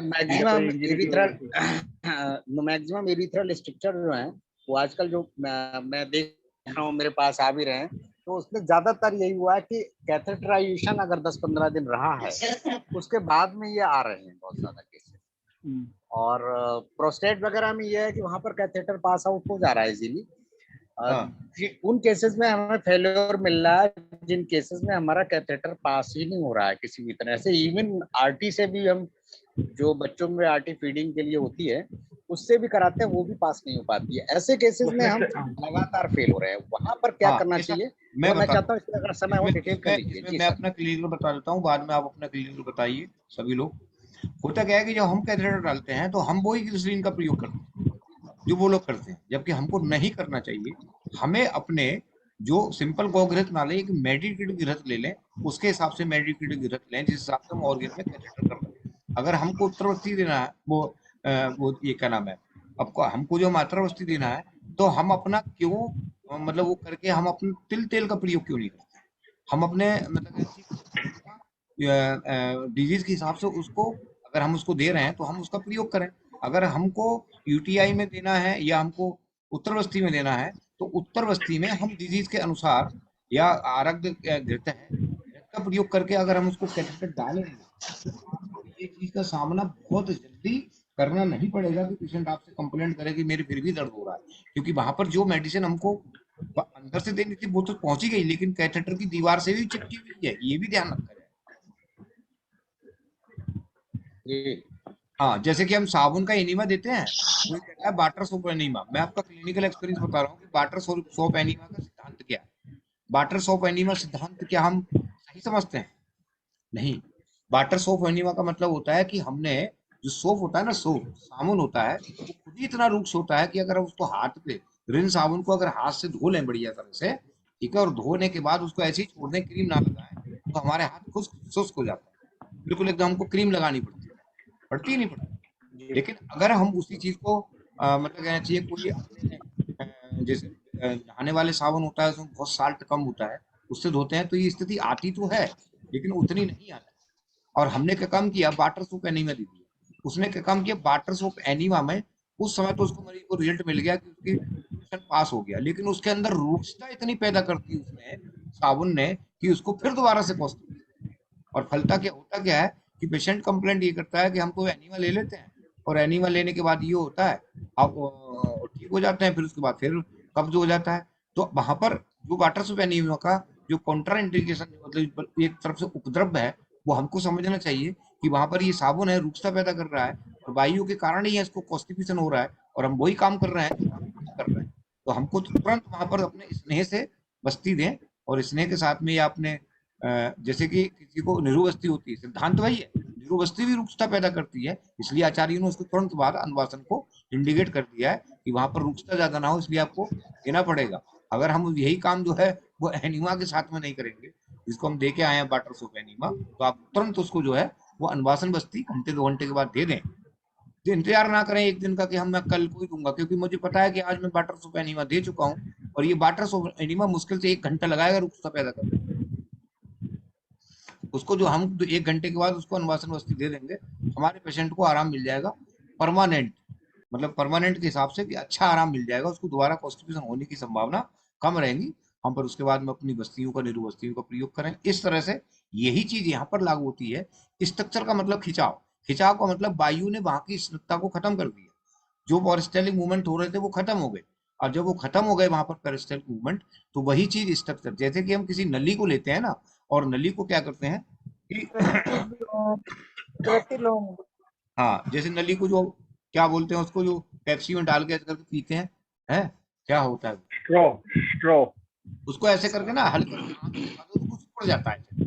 अब वो सिकुड़ जाएगा तब क्या होगा, वही स्ट्रक्चर पैदा कर देगा। आप उसको खींचोगे तो वही स्ट्रक्चर पैदा कर देगा, वही चीज वहीं पर घटती है।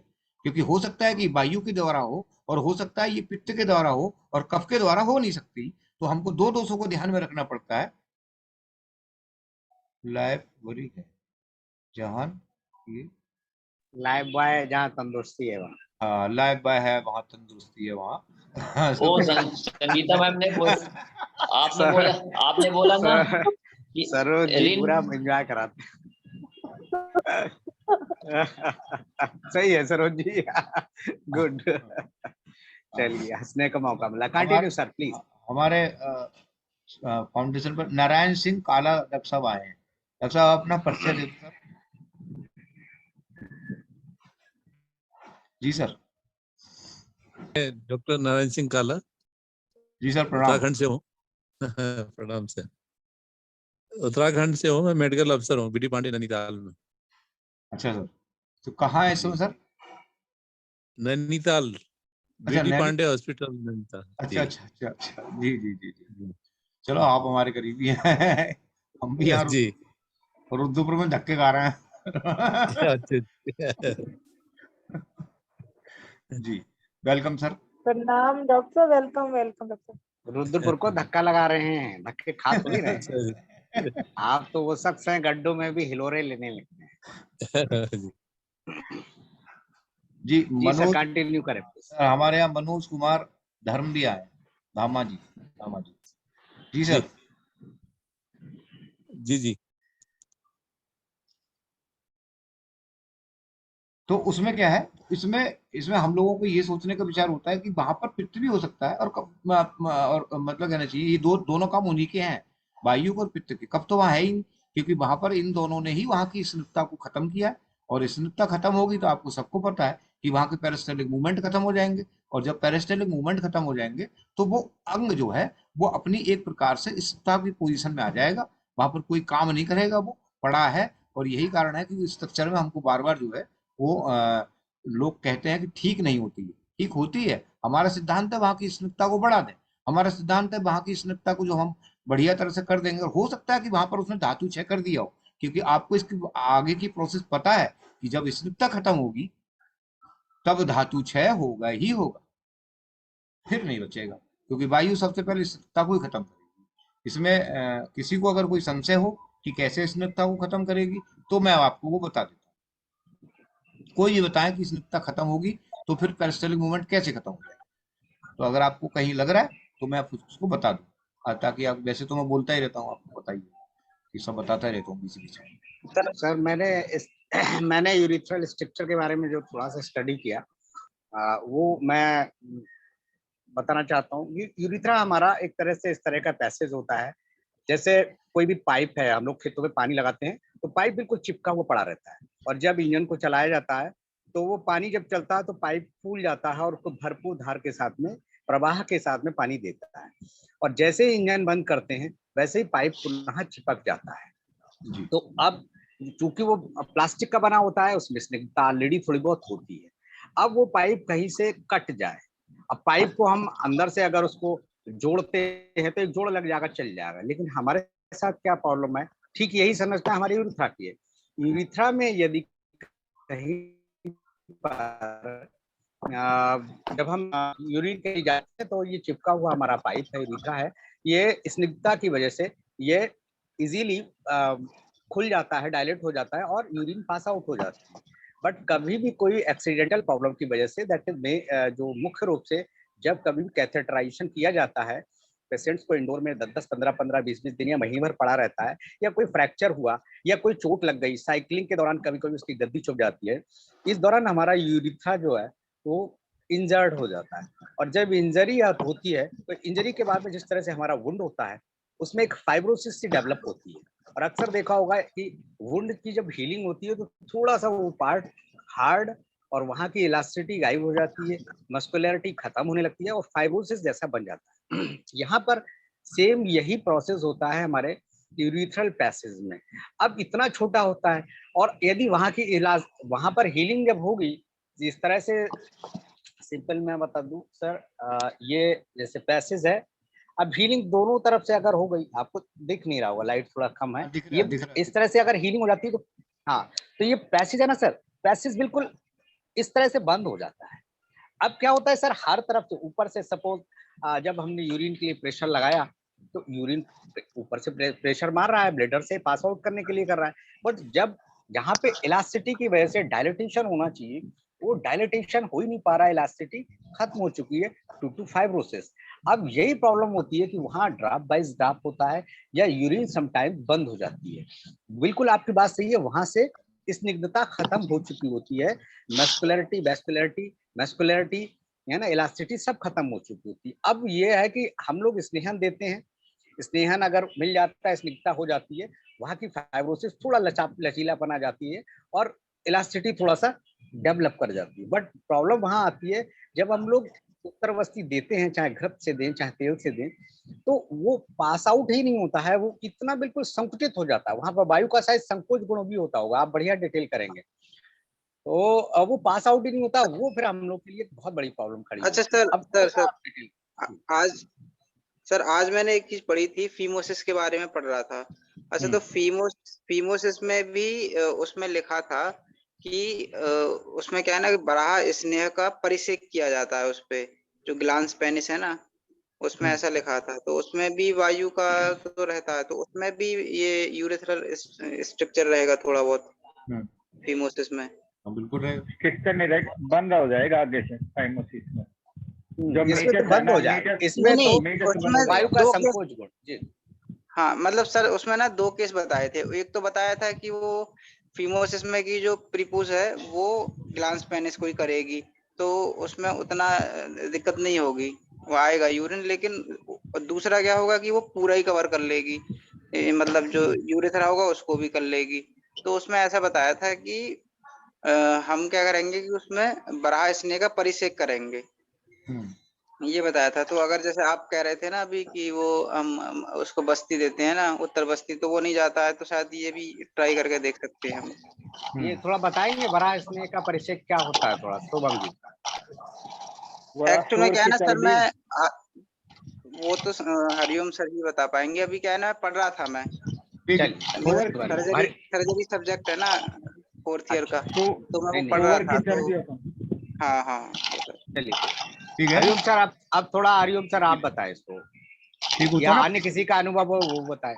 अब एक काम करो, अगर वहां पर लग रहा है कि ऐसी कोई चीज लग रही है कि फाइब्रोसिस जैसी कंडीशन है, ठीक है, फाइब्रोसिस जैसी हो सकती है, मतलब कहीं पर इंडिकेट नहीं कर रही है, लेकिन मान के चलें कि अगर ऐसा हो भी रहा है तो आप उसको ना, जो ड्रग है हमारे जैसे जो अक्सर फाइब्रोसिस में हम लोग यूज करते हैं, तो उसको आप यूज करो। स्वर्ण बसंत मालती है, अबरक है, स्वर्ण अबरक सतपुटी है, स्वर्ण माक्षिक भस्म है, और सतगिलोय वगैरह है, ये सब यूज करो। आरग का यूज करो। ये बराह स्नेह की जो बात आई है ना, ठीक है, तो जो वो होता है ना, हमारा पिग होता है, उसके ऊपर की चर्बी होती है, वो स्नेह की बात होती है।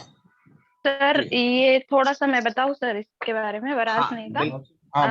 सर एक्चुअली क्या है कि वो पोक शॉप में ये वरास में वो लोग निकाल के रखते हैं, उसको कुछ नहीं सर, डायरेक्टली हीट लगा के उसको गर्म करके पतला करना है, गुनगुना करने के बाद में उसका परिषेक करना है। जैसे हम लोग दशमूल का परिषेक जैसे मैडम ने बताया था ना, उसी टाइप का ग्लैंड पेनिस के ऊपर इसका शेक, ये ऐसे धार जैसे छोड़ते हैं सर। इसकी वजह से क्या है कि बहुत ज्यादा स्निग्धता आके फाइब्रोसिस का पार्ट अगर वहां पे कुछ अगर हेल्पफुल है, जैसे होल के अंदर, यूरेथ्रल ओपनिंग के अंदर उसको जाने जैसे लगाना है। और कुछ लोग क्या करते हैं कि जैसे कैथेटर हम लोग बड़ा वाला यूज करते हैं 10 नंबर का, जैसे उसके बदले में फीडिंग टू ट्यूब जो आती है ना सर, उसको एक बार ऑटोक्लेव कर लीजिए और फिर उसको स्नेह लगा के उसको पास कीजिए, तो आराम से चली जाएगी। जितने फाइब्रोसिस हो भी गया, थोड़ा भी अगर उसके अंदर अगर होल बचा है तो वो आराम से पास होता है सर। ये मैंने करके देखा है, ये आराम से जाता है सर। फीडिंग ट्यूब से भी बहुत आराम से जाता है। 7 नंबर का कैथेटर होता है, नहीं सर, फीडिंग ट्यूब वो जो फीडिंग ट्यूब जो आती है ना, वो तो बहुत बारीक होती है ना सर। 7 नंबर का कैथेटर तो बहुत बड़ा है। आप सही कह रही है मैडम, आप सही कह रही हो मैडम। लगभग मैम कैथीटर 4 नंबर का बहुत पतला होता है, इतना पतला होता है कि फीडिंग ट्यूब से बहुत पतला होता है। आरे ट्यूब नहीं, मैं थोड़ा बोलूं? ट्यूब नहीं सर, फीडिंग ट्यूब जो आती है ना, हम लोग हाँ, जैसे feeding- बेबी को फीडिंग उससे ट्यूब, उतना ही होता है मैम वो, और उसके अंदर वो भी डला होता है, रोड भी डली होती है 7 नंबर में, दूसरे नहीं, रॉड कैथीटर से में तो नहीं अंदर डली होती है। इंजुरी करेगा मुझे लगता है सर। आप देखिए सर, मैं तो सीधा सीधा फीडिंग ट्यूब को ऑटोक्लेव कर लेती हूँ एक बिन में डाल के, जैसे हम लोग बाकी के इंस्ट्रूमेंट्स ऑटोक्लेव करते हैं वैसे करके। नहीं सर, सर, एक बहुत मैं आराम सर से थोड़ा- जाती है। और मैं ना सर थोड़ा अपनी बात रखूं, अनुभव रखूं? जी जी जी। अच्छा, एक चीज पूछनी थी सर, छोटी सी। सुन तो लीजिए सभी लोग प्लीज, एक व्यक्ति का सुन लीजिए, अपना भी विचार रखिए सब लोग। हाँ जी बोलिए पूजा जी। सर वो क्या है कि हम लोग जैसे अंदर डालते हैं, जैसे 1 इंच अंदर चला जाता है, उसके बाद में थोड़ा थोड़ा ऑयल पुश करते करते अंदर डालना है, माने अंदर स्नेह जाता है, फिर अंदर जाता है, फिर अंदर थोड़ा सा स्नेह उसमें से निकलेगा, और फिर पास करते वक्त बहुत आसानी से चला जाता है सर। जैसे पूरा हम लोग पास कर देंगे, और फिर जब जैसे सिरिंज से हम लोग इंसर्ट करेंगे ना, वैसे नहीं करना है, करते करते करते अंदर जाना है, जैसे 5 ml तक अंदर डालते वक्त डाल के फिर बाकी का डाल।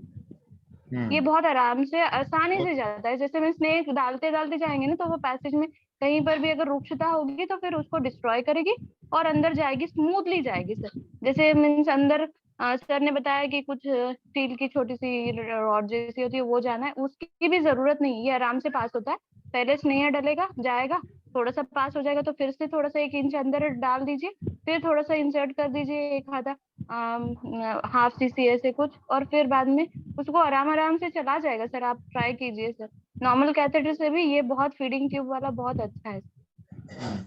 सर एक छोटी सी हूँ। चीज पूछनी थी मुझे, छोटी सी। हरिओम हाँ, सर से। हाँ। सर जैसे जो आपने मतलब अभी थोड़ी देर पहले ही मैंने पढ़ा था कि वायु की, अष्टांग हृदय में लिखा है कि वायु की वजह से जो है मज्जा शोष लक्षण उसमें आया है।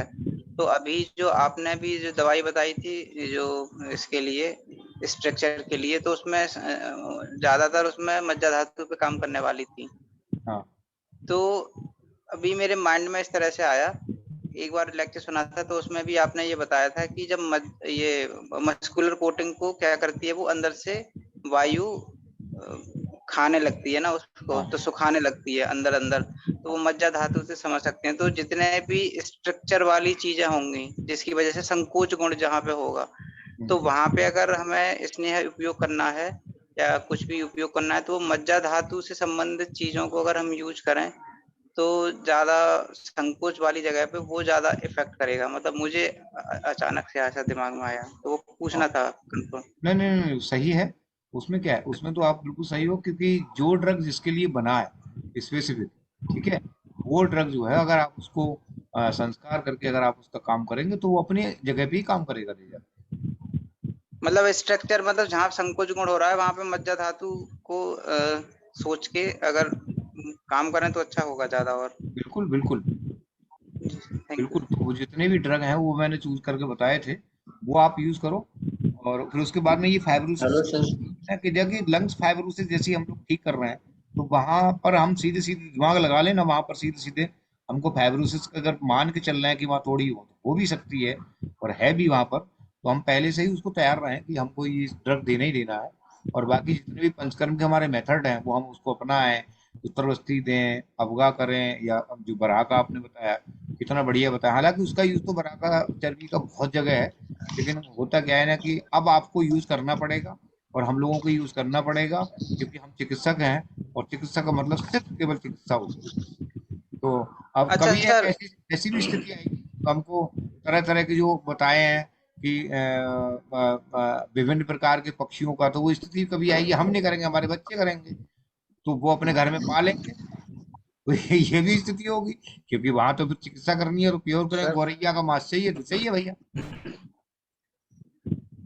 जी। यूरिथ्रल स्ट्रक्चर के बारे में सर मैं थोड़ा सा अपना जो पूजा जी ने बताया, मैं अपना एक्सपीरियंस थोड़ा शेयर करना चाहूंगा, फिर मैं चाहूंगा कि आप फाइनल ट्रीटमेंट और वो सब चीज़ों को जरूर डिस्कस करिए। मैं लगभग मेरा मेल जो यूरिथ्रल स्ट्रक्चर के बारे में लगभग मोर देन 50 पर मैं काम कर चुका हूँ, जिसमें मुझे 30 में सफलता मिली है। और जैसा पूजा जी ने बताया, in the same way I am doing यही चीज़, और मैं जो बच्चों की फीडिंग ट्यूब का ही सबसे पहले इस्तेमाल करता हूँ। और यही प्रोसेस रहता है मेरा कि पहले थोड़ा पुश किया ऑयल और देन उसको मैंने ट्यूब को बढ़ाया, फिर देन कभी कभी मैं बैक पुश भी करता हूँ, फिर ऑयल को पुश किया बढ़ाया। और वही मैंने बताया कि मुझे लगभग 30 केसेस में ये सफलता मिली और बड़ी इजीली हो जाता है। बट 20 केसेस ऐसे रहे जहां पर हम उस राइस आरटी को भी आगे नहीं बढ़ा पाए। हमारे बहुत सारे वैद्य ये बता रहे थे साहब कि जो कैथेटर है, प्लेन कैथेटर, वो पतला वाला ले लें। तो मैं यहाँ पर पूजा मैम से बिल्कुल सेटिस्फाइड हूँ। जब हम आरटी डालते हैं वो थोड़ी सी हार्ड होती है।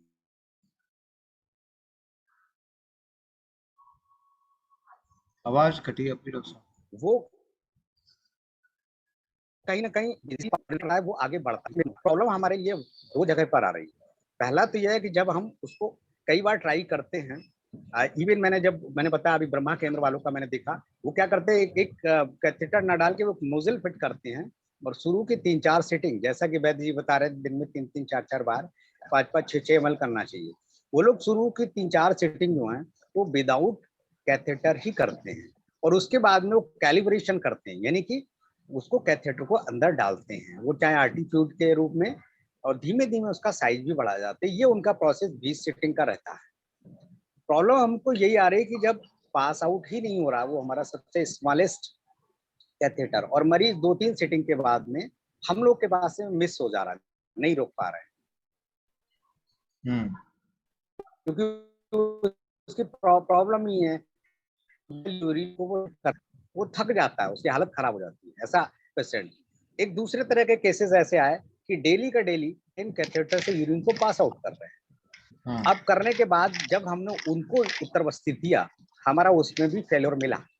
सिर्फ हमें एक्यूट में आराम मिला कि किसी का यूरिन अटक गया, देन हमने क्या करा कि ऑयल अपना भर के और उसको इस तरह से कैथेटर को पास आउट किया और उस ऑयल को 20 ml हमने पुश भी कर दिया, तुरंत यूरिन होने लगी। ऐसे सारे केसेस हमारे ठीक हुए। बट क्रॉनिक यूरिथ्रल स्ट्रक्चर के केसेस में हमें अभी तक बहुत अच्छी सफलता नहीं मिली, जिन पर हम चाहते हैं हमारी पूरी टीम के साथ हम लोग काम करें। इस समय 2 केसेस चल भी रहे हैं। वो एक थोड़ा काम सा करो, एक काम करो, बाकी जो ड्रग देना जो बाद में देना। जब आप कैथेटर डालें तो उसके 3 घंटे पहले 40 ml कनकास और 40 ml बासास दे दो। ये एक अच्छा, ये मेरे माइंड में आया बट चलाया नहीं मैंने, क्योंकि आइडिया नहीं था। उसके 3 अभी सर मेरा एक केस है। अच्छा सर जी, हमारा एक केस था ना सर, वो लड़की वाला डाला था सर, जिसमें उसका वेजाइना बिल्कुल चिपक गया था सर। आवाज गायब। ये आधा घंटे पहले डाल दो भाई। हाँ, ये इसको जो है आधा घंटे पहले पिला दें। हाँ, आधे पौन घंटे पहले पिला दो उसको, और फिर जो है पहले पिला दें। हाँ, फिर जो है कैथेटर डालने की प्रक्रिया उसके बाद में फिर जी, उसके बाद में फिर स्नेह स्वेदन कराएं। हाँ, स्नेह स्वेदन कैथेटर डालें। हाँ, जो मैं कर रहा हूँ लगभग। हाँ जी। और कल इसको बताना जरूर, क्योंकि मैंने भी एक बोलनी थी। अरे वो केस अब आए हमारे पास, अभी बरेली भेजना पड़ा। वो मुझे, मैं 3 दिन से काम कर रहा था उस केस पे, तो मैंने कहा ऑपरेट मत कराना, तुम लौट के आना, अपना सब करा के आ जाओ हमारे पास और मैं ही करूंगा, ठीक करूंगा। मैंने बड़ा एश्योरेंस दिया, लेकिन वो केस मिसिंग 3 दिन में अभी 2 केस हमारे मिस हो गए, चल रहे थे हमारे पास सप्ताह से। तो मैंने कहा आज इस चीज को ले लेता हूँ मैं, ये केस मिस नहीं होना चाहिए, ठीक होना चाहिए। Hello sir. तो अब ट्रीटमेंट जी, अभी ट्रीटमेंट बताएंगे सर। ट्रीटमेंट हो गया। हाँ, स्वर्ण बसंत मालती जी, स्वर्ण बसंत मालती जी, अभरक सतपुटी,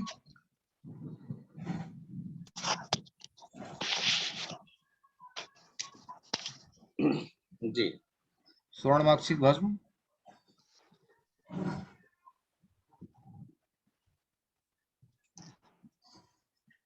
सत गिलोय, जी। इसको ये हो गया, ये हो गया, ये हो गया, ठीक है। ये हो गया सर। अबरक क्या क्या बताया था? अबरक अबरक सतपुटी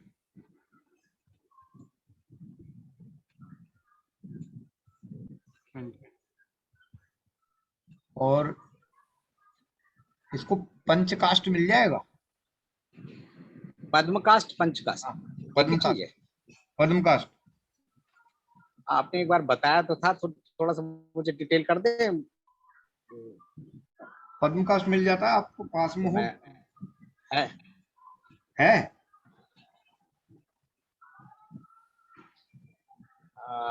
मैं भूल गया सर, एक गाइड कर दे, मैं फिर व्यवस्था करता हूँ। पद्मकाष्ठ, पद्मकाष्ठ, पद्मकाष्ठ जी, ये मेरे पास तो नहीं है, मंगाना पड़ सकता है नहीं मेरे पास। मगर अगर तो फिर अर्जुन तक चूर्ण, इसमें अर्जुन तक चूर्ण मिलाओ। हाँ ठीक, ये है। और 50 ग्राम अर्जुन तक चूर्ण मिला के आधा चम्मच सुबह शाम। सर इनकी डोज जरा बताएंगे? स्वर्ण बसंत की तो एक गोली सुबह शाम। हाँ, एक पीस के देना, 1 ग्राम ले लें। ठीक, अच्छा 1 ग्राम, ठीक। हाँ, 1 ग्राम जो है अबरक सतपुटी ले लें जी। स्वर्णमाक्षिक भस्म 10 ग्राम ले लें जी। 7 किलो 10 ग्राम, 7 किलो 10 ग्राम ले लें। और 50 ग्राम अर्जुन तक चूर्ण, और 50 ग्राम अर्जुन तक चूर्ण। ठीक है। इस प्रकार ये लगभग 72 ग्राम के आसपास है। जी जी जी। हाँ, 72 ग्राम के आसपास है। इसकी 20 पुड़ियां बना देना। 20। और फिर एक पुड़िया जो है वो ये जो कनकासव है और बासारिस्ट है, इसको दोनों में साथ में देना। 20 ml या 40? नहीं, उस समय 20 ml। जी। और आरग्ध महातिक्तम कषायम या वो आरग्ध महातिक्तम घृतम, उसको खाने में भी दें और उसको जो भी करें वो इसी से करें।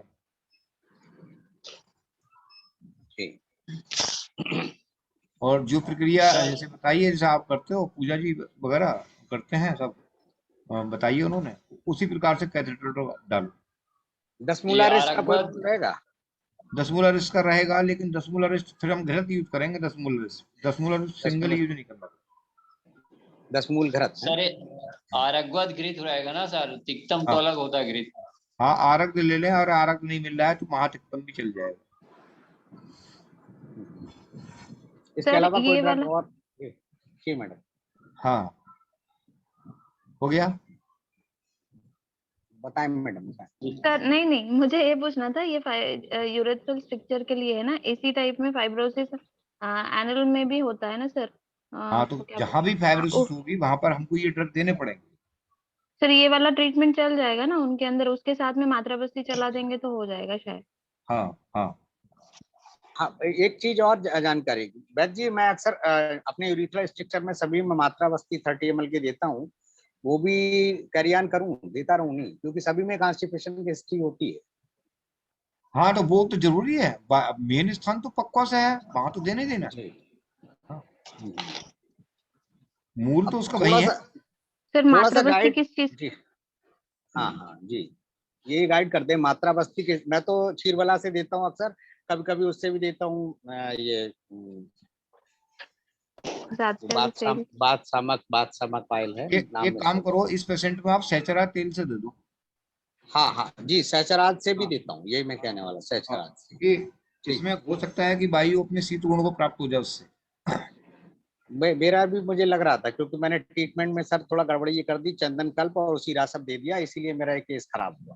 हाँ, क्योंकि शीत गुण से ही गड़बड़ी हुई। सर मेरा इमरजेंसी केस ले लीजिए। हाँ, एक इमरजेंसी है। हाँ, लाओ इमरजेंसी लेके आओ। Thank you everybody, thank you sir partial intestinal obstruction में डाला था ना जो? हाँ, ऑब्स्ट्रक्शन, वो इंटेस्टाइनल ऑब्स्ट्रक्शन है ना उसको? जी यस सर। पार्शियल है या फिर मतलब पार्शियल है, नहीं परफोरेशन नहीं है, पार्शियल है, बबल मूवमेंट्स हैं लेकिन इंक्रीज एग्रीगेटेड है। अच्छा, लेटरिन वगैरह हो रही है उसको? नहीं आज, हाँ मॉर्निंग में गई थी। मॉर्निंग में गई थी, बढ़िया। उल्टी उल्टी नहीं हो रही है, और बस पेन बहुत ज्यादा, कोली की पेन है। जब आई थी तो बहुत भयंकर कोली की पेन था सर। और अच्छा। उसको फिर हम इमरजेंसी में उसको पेंटॉप, ट्रामाडोल और कोवरान सब लग गया, लेकिन उसको आराम नहीं मिला। अच्छा। फिर डॉक्टर हाकिम ने बताया था कि उसका एरंड तेल से उसका नाभि पूरन करो, तो उससे थोड़ा सा आराम मिला था। साथ में उसको वो राइस ट्यूब डाल दिया था और सोडियम राइस पोटेशियम ट्यूब डाल थोड़ा के सा। ओपन कर दो मैम, राइस ट्यूब डाल के ओपन करके एस्पिरेट करो उसको बार बार। हाँ नहीं नहीं अच्छा, राइस ट्यूब से निकाल दिया था, एस्पिरेट कर दिया, लेकिन उसके बाद ज्यादा तो नहीं आ रहा, उससे थोड़ा उसको आराम मिल गया राइस ट्यूब से, लेकिन अगर फिर वो थोड़ी देर बाद फिर से पेन स्टार्ट हो गया। खा रही है ऊपर से दवा खा रही है कुछ? नहीं नहीं डॉक्टर, नीलोरल कर रखा है उसे। हाँ नीलोरल करके रखो। नीलोरल अगर मैम उसको ना एयर पास हो रही है, नीचे से हवा पास हो रही है, नहीं तो एयर आपको पास बस्ती तो नहीं हो रही है वही तो ऑब्स्ट्रक्शन है। नहीं, कई बार आप कह रहे हैं ना, आप कह रहे हैं ना स्टूल पास किया उसने। नहीं स्टूल पास मॉर्निंग में हुआ था। एरंड तेल दो मैम। Yes ma'am. एरंड तेल बस्ती देनी पड़ेगी मैम। अभी बॉल नीरू मूवमेंट बस्ती। थोड़ी क्लियर नहीं है, तो बात अच्छे तो नहीं है। इंटेस्टाइनल तो मिले, लेकिन लोअर एब्डोमेन में बाउल मूवमेंट्स कम है, डिस्टेंडेड है। डिस्टेंडेड है।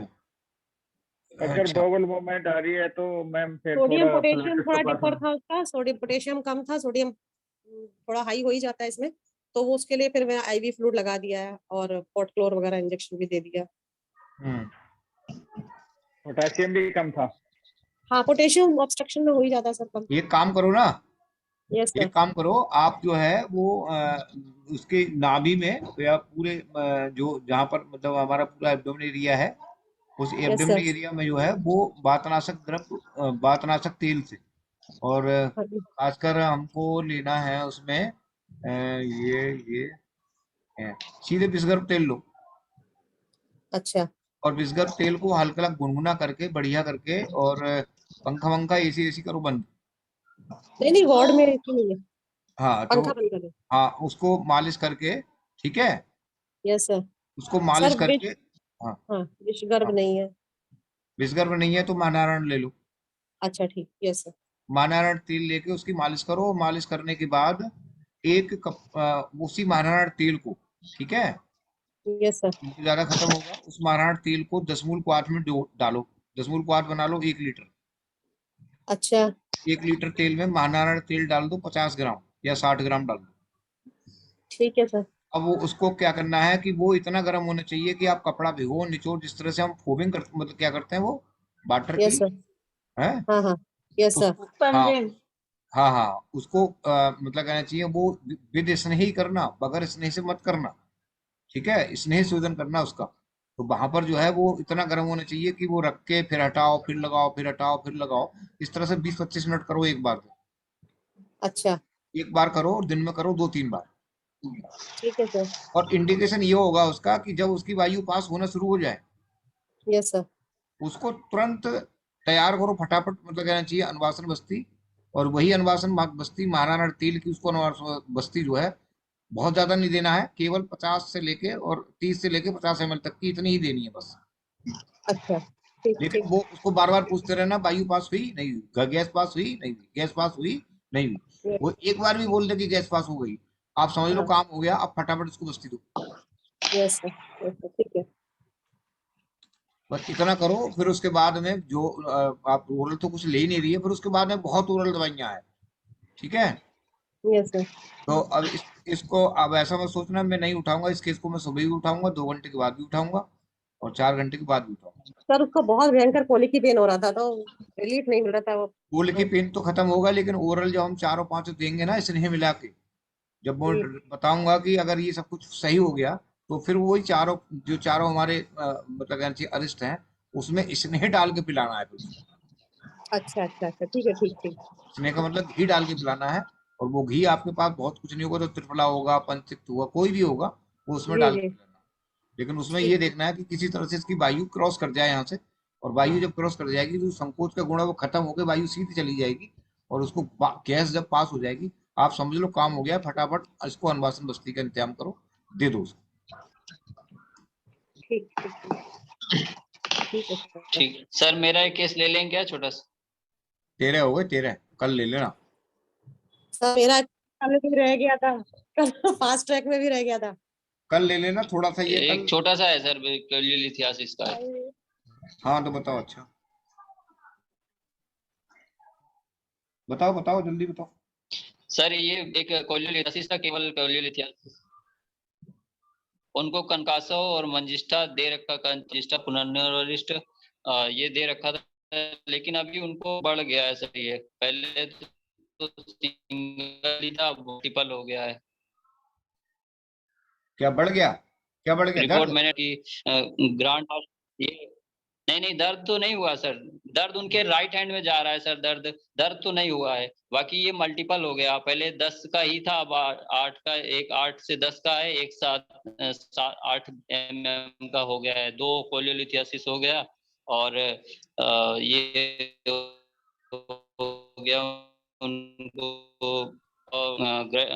ग्रेड फर्स्ट फैटी लीवर हो गया है और ग्रेड फर्स्ट ही प्रोस्टेटोमेगाली भी हो गया है सर।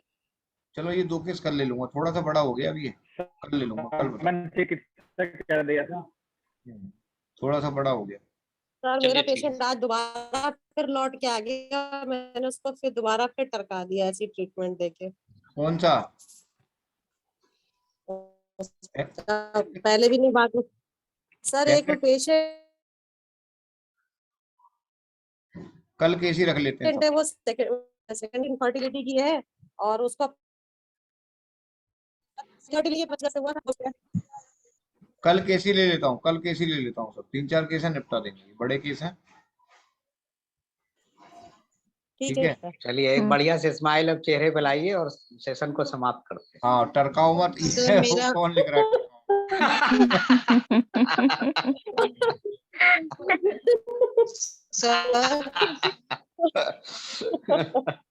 आज तो कॉमेडी हो रही है। चलो ठीक है फिर, प्रणाम प्रणाम।